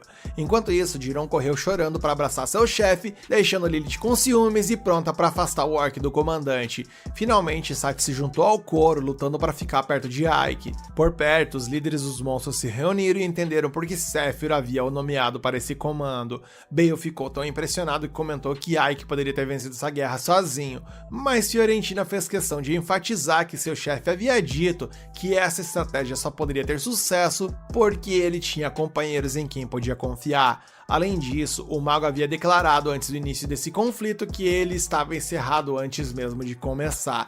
No entanto, ainda havia uma peça no tabuleiro fora de formação, e a cena muda para Séfiro, que estava rodeada por vários soldados apontando suas lanças para ela, encarando o líder do pelotão. Ele então se aproximou lentamente da feiticeira em seu cavalo até estar a uma curta distância. Porém, em meio a esse duelo de olhares, ele ouviu os gritos de retirada da linha de frente e soltou um breve suspiro. Séfiro comentou que ele conseguiu sair vivo. Ele afirmou que ele haveria novamente e se retirou com seus homens. Depois de observar os arredores de Valhas livres dos inimigos, Séfiro contemplou ao nascer do sol, notando que a esse ritmo, Ike logo seria o favorito aos olhos da Irukuten. A cena então muda e do alto da muralha da cidade, vemos que o comandante da Brigada Imortal retirou sua máscara por um momento, deixando seu rosto humano respirar, aproveitando a solidão e o momento de calmaria. Um dia após a intensa batalha, Séfiro elogia a vitória de Ike, mas, como sempre, o vice-comandante atribui o mérito a todo o seu batalhão. Ele então recebe a missão de ir a Zenóbia, pois é provável que os humanos lancem um ataque total contra os demônios a qualquer momento, especialmente depois que Ike derrotou a Aliança dos Reis. Com isso, o mago conclui que precisa repensar sua estratégia e se pergunta se o problema está relacionado à falta de suprimentos. Séfiro responde que, graças a ele, a colheita recebida de Valhas aumentou, mas que isso ainda não é suficiente para todo o exército. Na verdade, eles estão ficando sem comida desde que a batalha se intensificou,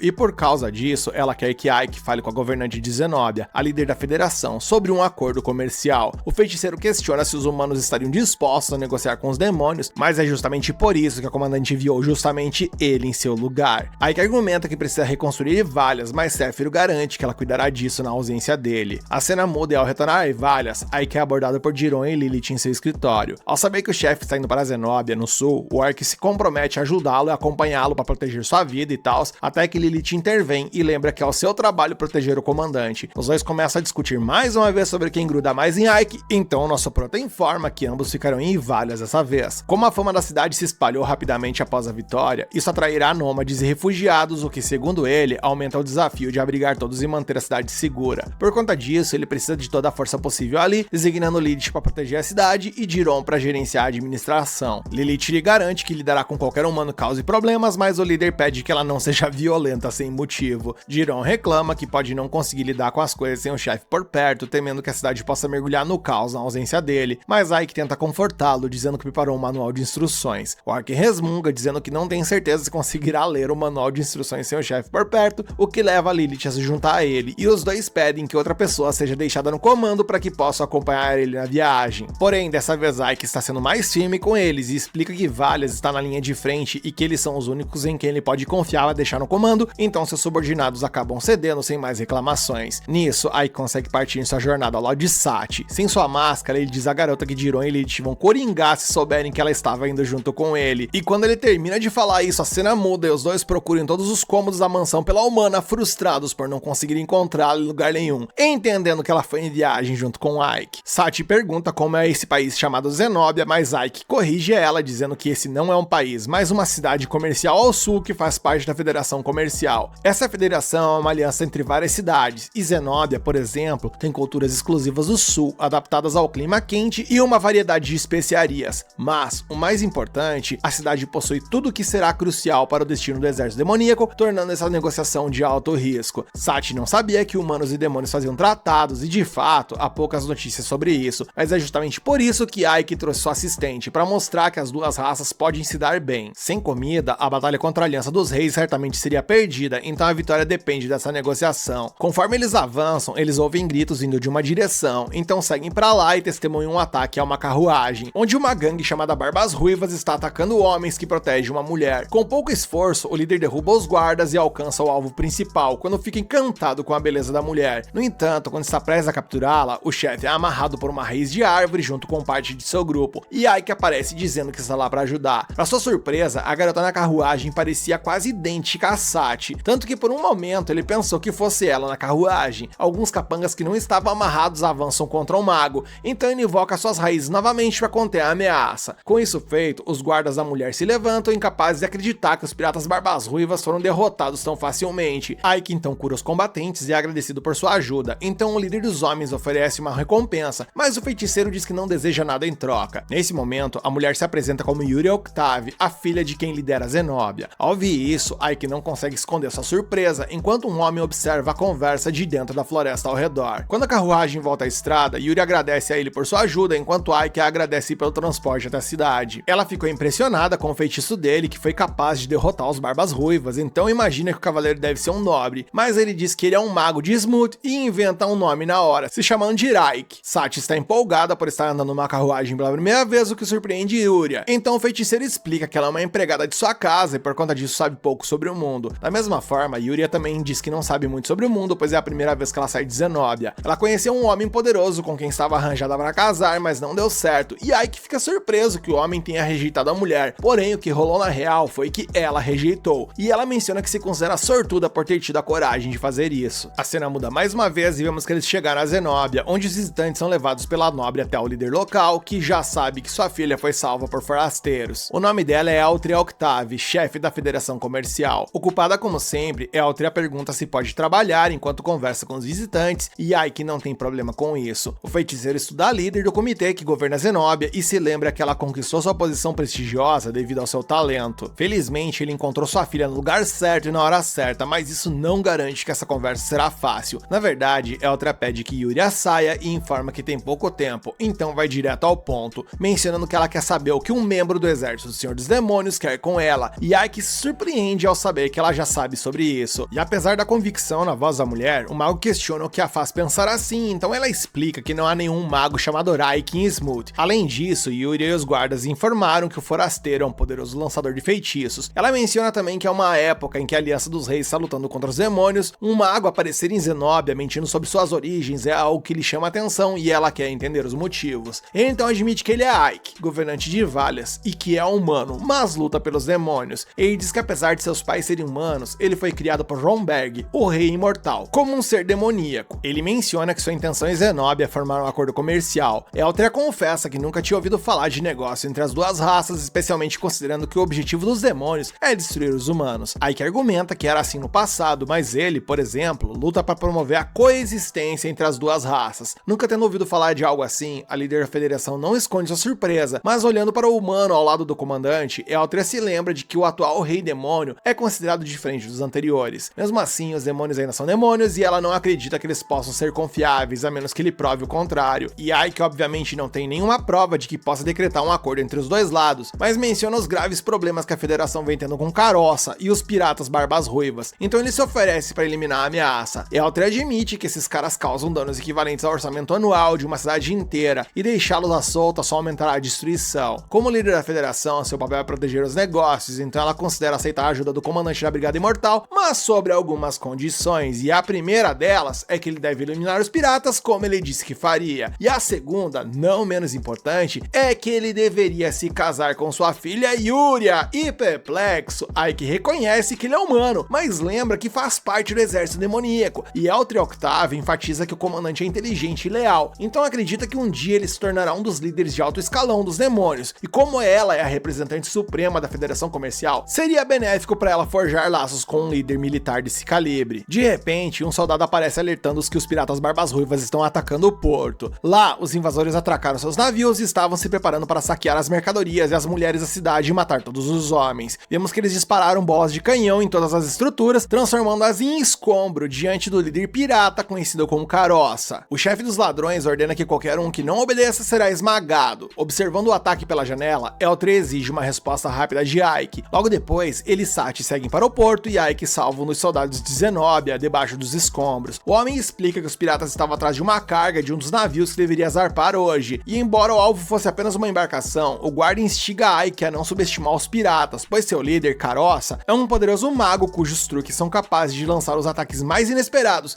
especialmente porque Zenobia nunca conseguiu descobrir onde fica o esconderijo dele. Diante disso, Aiki sugere que aguardem o próximo ataque antes de planejar um contra-ataque, então as defesas devem estar prontas. Mais tarde, o comandante dos demônios se junta aos oficiais de Zenobia para elaborar uma estratégia, e Sati sente que não pode ser muito útil por ali, então vai preparar as refeições. E quando ela chega à cozinha, uma das empregadas a confunde com Yuria, a filha da líder. Então a empregada rapidamente a corrige, e depois de se desculpar, a mulher menciona que adoraria sua ajuda por ali, mas seria repreendida se permitisse que os convidados ajudassem. E a cena muda e vemos que enquanto isso, Yuria vai até Aiki e puxa para o seu quarto para discutir o casamento, e o comandante a assegura que vai conversar com a mãe dela e tal, para que ela possa mudar de ideia, pois ele tem certeza de que a filha está desconfortável com isso. Porém, contudo e entretanto, a verdade é que Yuri está super motivada a se casar com ele, porque se apaixonou por ele à primeira vista. E Aiki fica perplexo e pensativo, pois eles se conheceram há menos de um dia. Então a garota chora e começa a perguntar se ele não gosta dela. E embaraçado, o jovem tenta explicar que eles estão indo de 0 a 100 rápido demais, enquanto Sati observava a conversa pela fresta da porta e reflete que os nobres são bastante estranhos com esse hábito de casar com alguém que mal conhecem. Além disso, ela sente algo estranho sobre a possibilidade de essa mulher se casar com seu chefe, e Aiki percebe essa reação da empregada e então vai atrás dela, mas Sati já havia desaparecido. Para se distrair, a garota sai em busca de ingredientes que deixariam Aiki feliz. Afinal, ela é apenas uma empregada e nada mais. E perto dali, o homem que estava espionando cada movimento dos forasteiros na cidade aparece novamente, dessa vez espionando apenas Sati. Quando a garota entra em um beco durante as compras, o homem a agarra por trás e a nocauteia. Algum tempo depois, ela se encontra em um esconderijo de piratas a pedido do capitão, onde ele havia solicitado a filha do líder de Zenobia, mas o pirata acabou confundindo a Yuria com a Sati. E pensando que ele será promovido por seu grande feito, o capanga explode em gargalhadas, então Sati aproveita a distração para começar a correr. Porém, ao chegar em uma porta, ela sai e se encontra em pleno alto mar, completamente isolada no meio do oceano, cercada por todos aqueles homens perversos. Após Sati se encontrar diante de um oceano vasto, Karosa a percebe por ali e se pergunta se essa é a garota que seu subordinado capturou. Seu subordinado confirma que sim, e ele percebe que o cara capturou a pessoa errada, mas não se importa muito com isso, afinal, ele precisava de uma empregada. Vendo sua situação, Sati se lembra de seu mestre e em uma mudança de cena, vemos a cidade, onde Aiki descobre que Sati foi sequestrada. O soldado que a protegia pede desculpas por sua negligência e suspeita que os piratas estejam por trás disso. Eles acreditam que eles fugiram para o mar e encontrá-los agora seria difícil. Aiki menciona que irá localizá-los por conta própria e pede a Eltria que lhe empreste um navio. Ela concorda e lhe cede o que foi pedido. Em seguida, vemos Aiki indo para o mar a bordo do navio com a esperança de chegar a tempo de resgatar Sati. Ele se lembra de todas as memórias felizes que teve com ela e afirma que vai salvá-la a qualquer custo. A cena muda e de volta ao navio pirata, vemos Sati vestindo roupas curtas com o intuito de agradar Karosa, e ela obviamente fica envergonhada com isso. Ela se pergunta por que precisa vestir algo assim, e ele explica que é dever de uma empregada servir seu mestre. Isso significa que ela deve estar disposta a fazer qualquer coisa para agradar seu mestre, e ele lhe diz para simplesmente ouvir o que ele diz e fazer o que ele quer. Ela não concorda com isso e se lembra de quando Aiki a tornou sua empregada. Ele lhe prometeu protegê-la e retribuir por seus serviços. Aiki perguntou se ela estava de acordo com essas condições e Sati ficou satisfeita com isso. Ela decide superar sua situação atual e retornar ao seu mestre de alguma forma, e diz a Karosa que gostaria de fazer algo típico de uma empregada, em vez de ficar acorrentada assim. Nisso ela se oferece para cozinhar para ele e ele concorda em deixá-la fazer isso. A cena então muda para a cozinha, onde ela prepara alguns vegetais. Ela observa os guardas posicionados na cozinha para vigiá-la e olha ao redor em busca de algo que possa ajudá-la a escapar. Ela então elabora um plano e pergunta aos guardas se eles têm álcool. Ela menciona que prefere algo mais forte e eles se perguntam se ela quer algo para beber, mas ela diz que pretende usar o álcool como tempero para melhorar o sabor da comida. Eles então trazem o álcool para ela e Sati adiciona a bebida na panela enquanto grelha a carne. Por conta da grande quantidade de álcool inserida, a panela começa a pegar fogo e os guardas tentam apagar as chamas antes que o negócio tome proporções perigosas, mas Sati derrama um pouco de álcool em um deles, fazendo o fogo se espalhar pelo corpo do guarda. O outro que estava por ali ajuda a apagar o fogo e Sati aproveita a oportunidade para escapar da cozinha. Os guardas conseguem apagar o fogo, mas percebem que ela desapareceu. Então vemos Sati fugindo e ela até encontra alguns piratas em seu caminho, mas consegue se esconder deles. Os piratas ouvem uma confusão na cozinha e vão verificar, pensando que é algum tipo de briga por comida ou algo do tipo. Sati então abre uma das muitas caixas onde está escondida e encontra os bens que provavelmente foram roubados da cidade. Ela pensa que precisa contar isso ao seu mestre, mas se lembra que está em um navio, e mesmo que seu mestre seja poderoso, será difícil para ele encontrá-la. Ela se pergunta o que pode fazer para remediar isso e nota uma vela acesa, e isso lhe dá uma ideia. A cena muda mais uma vez e agora vemos Karosa olhando para outra roupa provocante de empregada, animado para que Sati a vista. Um de seus subordinados então surge por ali e informa freneticamente que o navio está pegando fogo. Vemos Sati escondida ali dentro de um barril e descobrimos que ela é a responsável por toda essa confusão. Ela espera que seu mestre perceba o incêndio e os piratas começam a procurá-la por todo o navio. Eles dizem que irão ensinar uma lição a ela por se opor a eles, enquanto Sati está escondida silenciosamente ali dentro. Nisso ela percebe que tudo ficou silencioso do lado de fora e sai para verificar, apenas para encontrar os dois guardas de antes à sua frente. Eles mencionam que seus narizes são aguçados o suficiente para detectar o cheiro de uma mulher e chutam o barril para fazê-la sair. Eles pedem que ela se renda pacificamente, mas Sati não tem intenção de fazer isso e atinge um deles com a tampa do barril. Ela então foge, pensando que seu mestre com certeza salvará, mas Karosa usa sua magia em uma das suas pernas para impedi-la. Ele afirma que não vai matá-la, mas terá que puni-la por suas ações e decide que vai cortar uma de suas pernas. Nisso, um dos piratas tenta cortar a perna dela, mas Ike chega a tempo de salvá-la e afasta o meliante. Caroça se pergunta quem ele é e Ike menciona que fez uma promessa de protegê-la e pretende cumpri-la. Ele afirma que não vai deixar ninguém sair impune dessa e Sachi corre em direção a ele. Caroça então ordena que eles capturem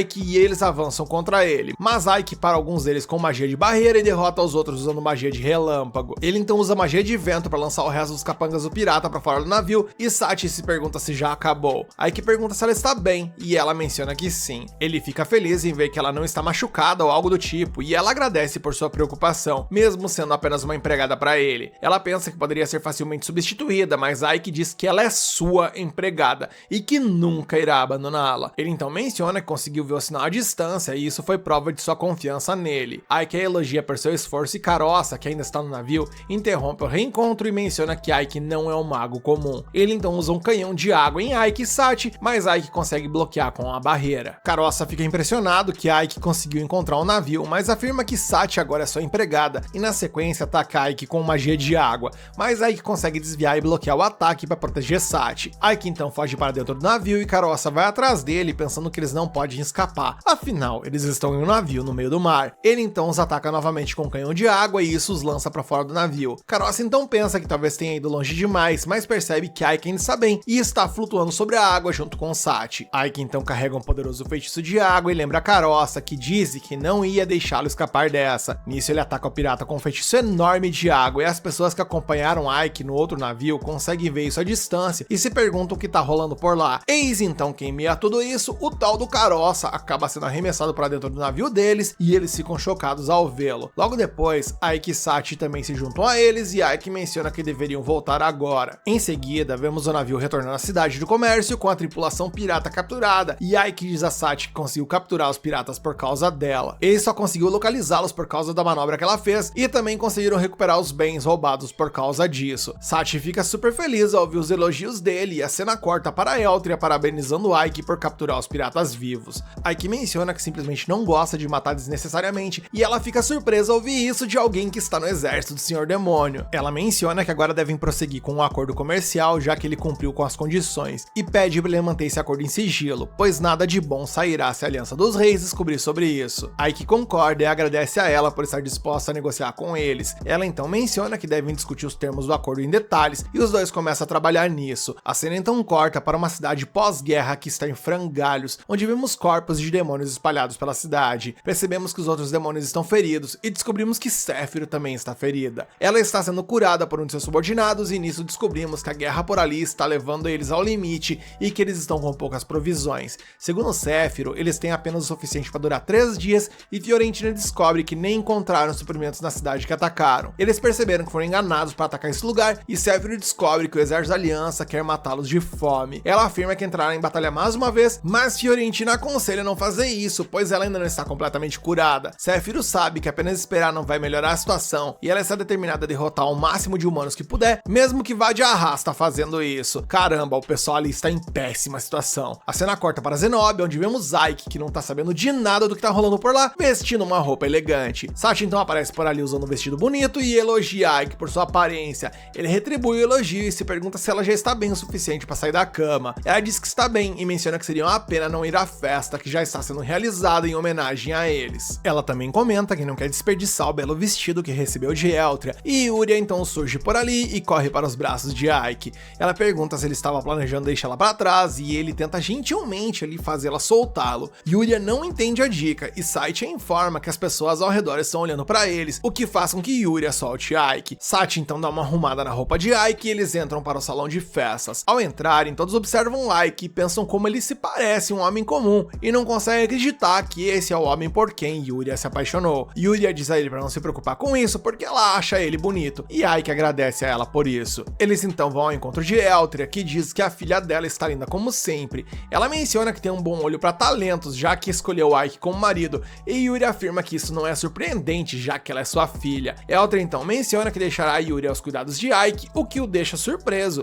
Ele pede uma explicação, E Eltra menciona que o tratado foi concluído, então ele terá que cumprir a condição restante, ou seja, casar com a Yuria. Em seguida é anunciado que Ike e Yuria vão se casar, e Ike, meio que desesperado, pergunta como foi parar em um casamento quando só veio para assinar um acordo comercial. Eltra então diz que cancelará o acordo comercial se ele se recusar, e Ike menciona que isso é muito repentino para ele. Porém, nesse momento algo cai no salão de festas, tirando Ike dessa situação. Toda a mansão é então envolta em uma espécie de névoa branca, e Ike percebe a presença de uma figura em sua frente. Essa figura é ninguém menos que Dairokuten, a rainha demônio. Ela diz que surgiu uma urgência e ele precisa voltar imediatamente, porque do contrário, Sephiroth irá de arrasta. A cena então muda mais uma vez e vemos que em outro lugar, Sephiroth está com os segundos de vida contados contra o exército humano. Enquanto isso, vemos o exército humano atacando a cidade onde Sephiroth está com suas forças, e eles conseguem romper as muralhas da cidade. Eles disparam suas flechas usando catapultas e conseguem abater muitos demônios dessa forma. O Senhor dos Demônios explica que Sephiroth está em Alesta no momento e que conseguiram conquistar a cidade, mas eles não sabiam que aquilo era na verdade uma armadilha. Ela explica que os humanos os atraíram até lá e os prenderam dentro através de um cerco. Ike descobre que há cerca de 5.000 soldados humanos, e o Senhor dos Demônios lhe diz que ele deve se apressar, pois não há tempo restante. Ela o informa que já organizou para que sua brigada possa se mover e pede para que ele resgate Sephiroth pessoalmente. Enquanto isso, em Alesta, um comandante humano informa ao general Erudo que em breve conseguirão conquistar a cidade.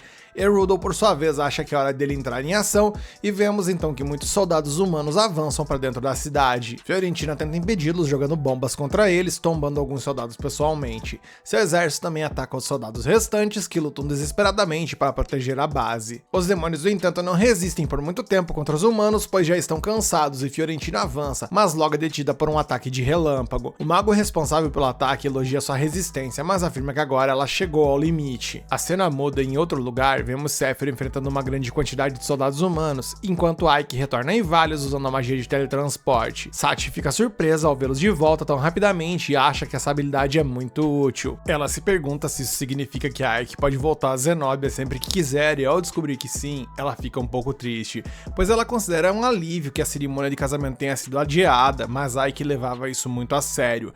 Eis então que Jiron desesperadamente entra na sala, feliz por ver que Ike retornou.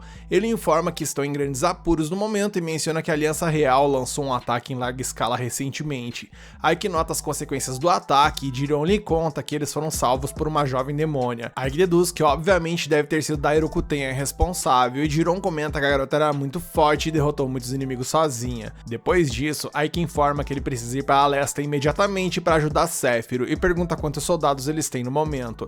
Jiron lhe informa que 100 soldados mais ou menos foram feridos durante a batalha anterior, então por enquanto resta apenas uns 500. No entanto, eles não podem mobilizar todos, pois alguns precisam ficar para proteger a cidade, e ele se pergunta quantos soldados o inimigo tem. Quando Ike diz que são aproximadamente 5.000, Jiron surta e se pergunta se eles têm alguma chance de vencer. Ike acha que também não podem contar com os comandantes que convocaram na última vez, pois eles estão lutando suas próprias guerras, e menciona que terão que fazer isso por conta própria. Nisso, Ginter entra na sala e menciona que agora é o momento dele retribuir o favor. Eles saem para bater um papo e Ike diz que ele já retribuiu fazendo as armas para eles. Ginter esclarece que não foi ele quem fez as armas, e sim os anões artesãos. Ele menciona que ele também tem cerca de 100 guerreiros anões, além dos artesãos, e que tê-los na batalha certamente ajudaria Ike. Ike pergunta se ele tem certeza disso, já que essa batalha não tem nada a ver com os anões, e Ginter responde que isso não é verdade. Ele lembra que Ike prometeu ajudar os anões a criarem seu próprio país, e Ike afirma que pretende fazer o melhor para cumprir essa promessa, mas pode não conseguir, pois o exército demoníaco está envolvido em uma batalha intensa agora. Ginter menciona que se isso acontecer, só terão a si mesmo para culpar, e afirma que pelo menos devem retribuir Ike por dar os anões algum lugar para ficar. Ike agradece pela ajuda, e enquanto eles conversam, os humanos da cidade chegam até eles. Eles pedem a Ike para deixá-los participar da batalha também, mas Jiron lhes diz para parar de dizer essas coisas insolentes. Os humanos explicam que não têm ideia do quando essa guerra vai acabar e que querem proteger suas próprias vidas. Ike pergunta se eles estão realmente dispostos a ajudar o exército do Senhor dos Demônios, e os humanos explicam que o antigo senhor, que era um humano, cobrava impostos absurdamente altos e eles estavam exaustos ao máximo. Bem, esse cara deve ser brasileiro, só pode. Mas desde que Ike começou a governar a cidade, ela se tornou muitas vezes mais próspera. Além disso, durante os ataques à cidade humana, Ike e seus demônios também os protegeram, e se eles não tivessem todo esse apoio, eles teriam morrido de fome ou sido forçados a se tornar bandidos. Eles então pedem a chance de retribuir o favor, e Jiron aconselha Ike a não permitir. Eis então que Lilith sabiamente chega por ali e chuta Jiron com louvor, dizendo que ele não deve falar com Ike dessa forma. Sachi também intervém e menciona que Ike deve tomar suas próprias decisões e, bem, cabe a Jiron apenas ficar de boa e ficar quieto. Depois disso, ele agradece a todos por demonstrar interesse em ajudá-lo e menciona que eles irão se dividir em 2 grupos. Um irá para Lesta com ele e o outro ficará para vigiar Ivalias. Ele menciona que também tem um pedido especial para as pessoas que vão ficar. Ele pede que se rendam sem lutar, caso o exército da Aliança Real lance outro ataque contra eles. Eles não estão muito certos disso, mas Ike diz que os humanos estarão em perigo se for descoberto que eles ajudaram os demônios. Ele afirma que não quer que isso aconteça e pede para que eles não enfrentem o exército da Aliança. Em seguida, a cena evolui e vemos Ike e suas forças partindo para Lesta, e Ike explica que levará 4 dias para viajar até lá por terra. Ele pensa que sua brigada cresceu em número graças à ajuda de todos, mas seus números atuais ainda não são suficientes. Ele decide pensar em um plano de batalha antes de chegar até lá e espera que Sephiroth consiga resistir até que cheguem para ajudá-la. A cena então corta para Lesta e vemos que os humanos e demônios ainda estão lutando. Sephiroth pensa que está em desvantagem numérica e percebe que não conseguirão vencer se não separarem os inimigos de dentro e os de fora da cidade. Ela pensa que sua magia de queda de meteoro poderia selar a entrada, mas não pode usar ela ali, pois isso afetaria os demônios também. Ela então tenta ir para uma posição onde possa ver os soldados do lado de fora, mas acaba sendo detida por uma explosão. Vemos então que o mago que atacou Fiorentina lá atrás também é o responsável por esse ataque, e ele ordena que suas forças a cerquem, mas Sephiroth usa seus espinhos para atacar os humanos. Ela continua tentando fugir, mas o mago dessa vez a ataca e mais uma vez ela se defende com seus espinhos. Ela então consegue escapar e chega a um ponto de vantagem. Com o exército humano fora das muralhas da sua vista, ela pensa que pode lançar a queda do meteoro agora, mas começa a sentir uma tontura. Ela tenta manter a consciência ali por mais um pouco de tempo e começa a invocação, porém, contudo e entretanto, ela é atingida por uma flecha antes de ativar o feitiço. Vemos então que o tal do Gerudo foi quem disparou a flecha e Sephiroth cai no chão, desmaiada. Depois notamos que os demônios perderam a guerra e muitos foram capturados. Os humanos que mantêm os orcs prisioneiros ali se perguntam por quanto eles poderiam vender um dente de orc, mas eles não têm certeza. Eles acreditam que pode fazer uma grande fortuna vendendo até um coração de orc. Um dos orcs tenta se rebelar ao ouvir isso, mas o mago de antes o queima. Ele sadicamente menciona que vai se livrar de todos os demônios do mundo e queima todos os prisioneiros ali. A cena muda mais uma vez e vemos que Rudolph vai visitar Sephiroth em uma cela e pergunta ao guarda se ela já foi de arrasta. Ele menciona que ela está viva, pois os demônios são criaturas resilientes e afirma que pode matá-la se o general quiser. Sephiroth, por sua vez, diz que ele está subestimando-a e menciona que um capacho fraco como ele não seria capaz de matá-la mesmo em seu estado atual. Gerudo então pergunta se ela é a general da 7ª Legião do Exército do Senhor dos Demônios e ela o reconhece como general da divisão Dragão Vermelho. Ele afirma que ela poupou sua vida da última vez e Sephiroth se lembra de ter feito isso quando o Exército da Aliança atacou Ivalias. Ela pensa que não estaria passando por essa humilhação agora se eu tivesse mandado de vala naquela ocasião, e Gerudo afirma que ouviu dizer que Sephiroth tem um subordinado excelente. Ele está certo de que eles virá salvá-la e Sephiroth pergunta com raiva se esse era o alvo real dele o tempo todo. Gerudo revela que foi instruído a eliminar o 7º Batalhão e isso inclui ela também. Sephiroth lhe diz para matá-la agora e acabar logo com isso, pois não pode suportar a humilhação de arrastar seus companheiros para isso, mas Gerudo vai embora e diz que ele precisa dela viva para que seu plano tenha sucesso. Então a cena muda outra vez e vemos Ike e seu exército a caminho de Alesta e eles montam o acampamento ao anoitecer. Enquanto todos dormem, Ike planeja uma estratégia e o Senhor dos Demônios espera que ele prevaleça. O exército continua marchando em direção a Alesta após alguns dias e monta acampamento próximo à cidade. Os demônios treinam os soldados humanos e os anões preparam a pólvora.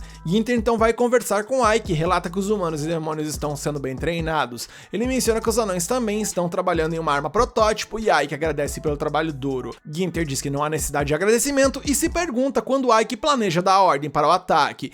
Ike o informa que a situação ainda está bem tensa e afirma que pediu a Jiron para verificar as coisas ao redor da cidade, então fará uma reunião de estratégia assim que ele voltar. Em seguida, vemos Jiron fazendo reconhecimento e pedindo aos orcs que eles fiquem quietos. Os orcs entendem, mas ele diz para não fazerem nenhum barulho, embora não perceba que quem tá fazendo algazarra por ali é ele. Jiron então observa a muralha da cidade e encontra algo muito preocupante. Enquanto isso, no acampamento, vemos Lilith ele cuidando das suas unhas enquanto se senta à sombra, e ela tem certeza de que Jiron deve estar fazendo corpo mole em algum lugar. Ela menciona que só quer acabar logo com essa guerra porque ficar no sol por muito tempo não faz bem para sua pele. Ela não percebe que Jiron está atrás dela olhando para baixo. Ela informa a Ike Ike sobre o retorno dele, e Ike pergunta qual é o estado atual de Alesta. Como palavras não são suficientes para explicar o que ele viu, ele leva Ike para ver pessoalmente, e Ike nota a capa e os chapéus sarrapados de Sephiroth pendurados na muralha da cidade.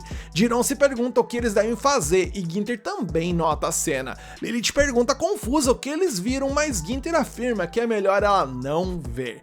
Ele se pergunta como Ike vai lidar com isso, e Ike afirma que acabou de entender uma coisa, mencionando então que Sephiroth ainda está viva. Ele diz que veio até ali porque acreditava no que o Senhor dos Demônios disse, mas ainda tinha algumas dúvidas pertinentes. Ele não tinha certeza se Sephiroth ainda estava viva, mas agora ele está convencido de que ela está. Ao ouvir isso, Ginter pensa que o espantalho à frente pode ter sido feito de propósito para parecer que Sephiroth ainda está viva, mas Ike não se importa nem um pouquinho com isso. Ele menciona então que cuidar do abastecimento de 5.000 soldados não deve ser nada fácil, e tem certeza de que os humanos também querem encerrar essa guerra rapidamente. Então ele pergunta a Jiron quem é o general humano dessa vez, e ele informa que é o tal do Erudel. Ike ouviu dizer que ele é um general competente, e agora tem certeza da condição de que Sephiroth certamente está viva, e Erudel provavelmente a usaria como uma isca. Ele acha que o plano de Erudel pode ser destruir toda a legião deles e não apenas ela, e é ruim que ele não tenha ideia da condição de Sephiroth agora. Ginter percebe que eles vão ter que atacar mesmo que aquilo seja uma armadilha, e Ike menciona que ele tem uma ideia e dará mais detalhes da missão na reunião militar. Ele então pede a todos que emprestem sua força e eles concordam com isso. E nisso, Ike menciona que o ataque começará na manhã seguinte, e pouco antes do pau torar que o episódio acaba, e agora é aguentar para vermos de que forma tudo isso vai se desenrolar e como o anime vai encerrar, porque sim, o próximo será o último episódio dessa jornada. Você quer continuar acompanhando essa história aqui no canal? Então deixa aqui nos comentários que você quer a continuação, mete o dedo no like para fortalecer esse vídeo e se inscreve e ativa o sininho para fortalecer o canal.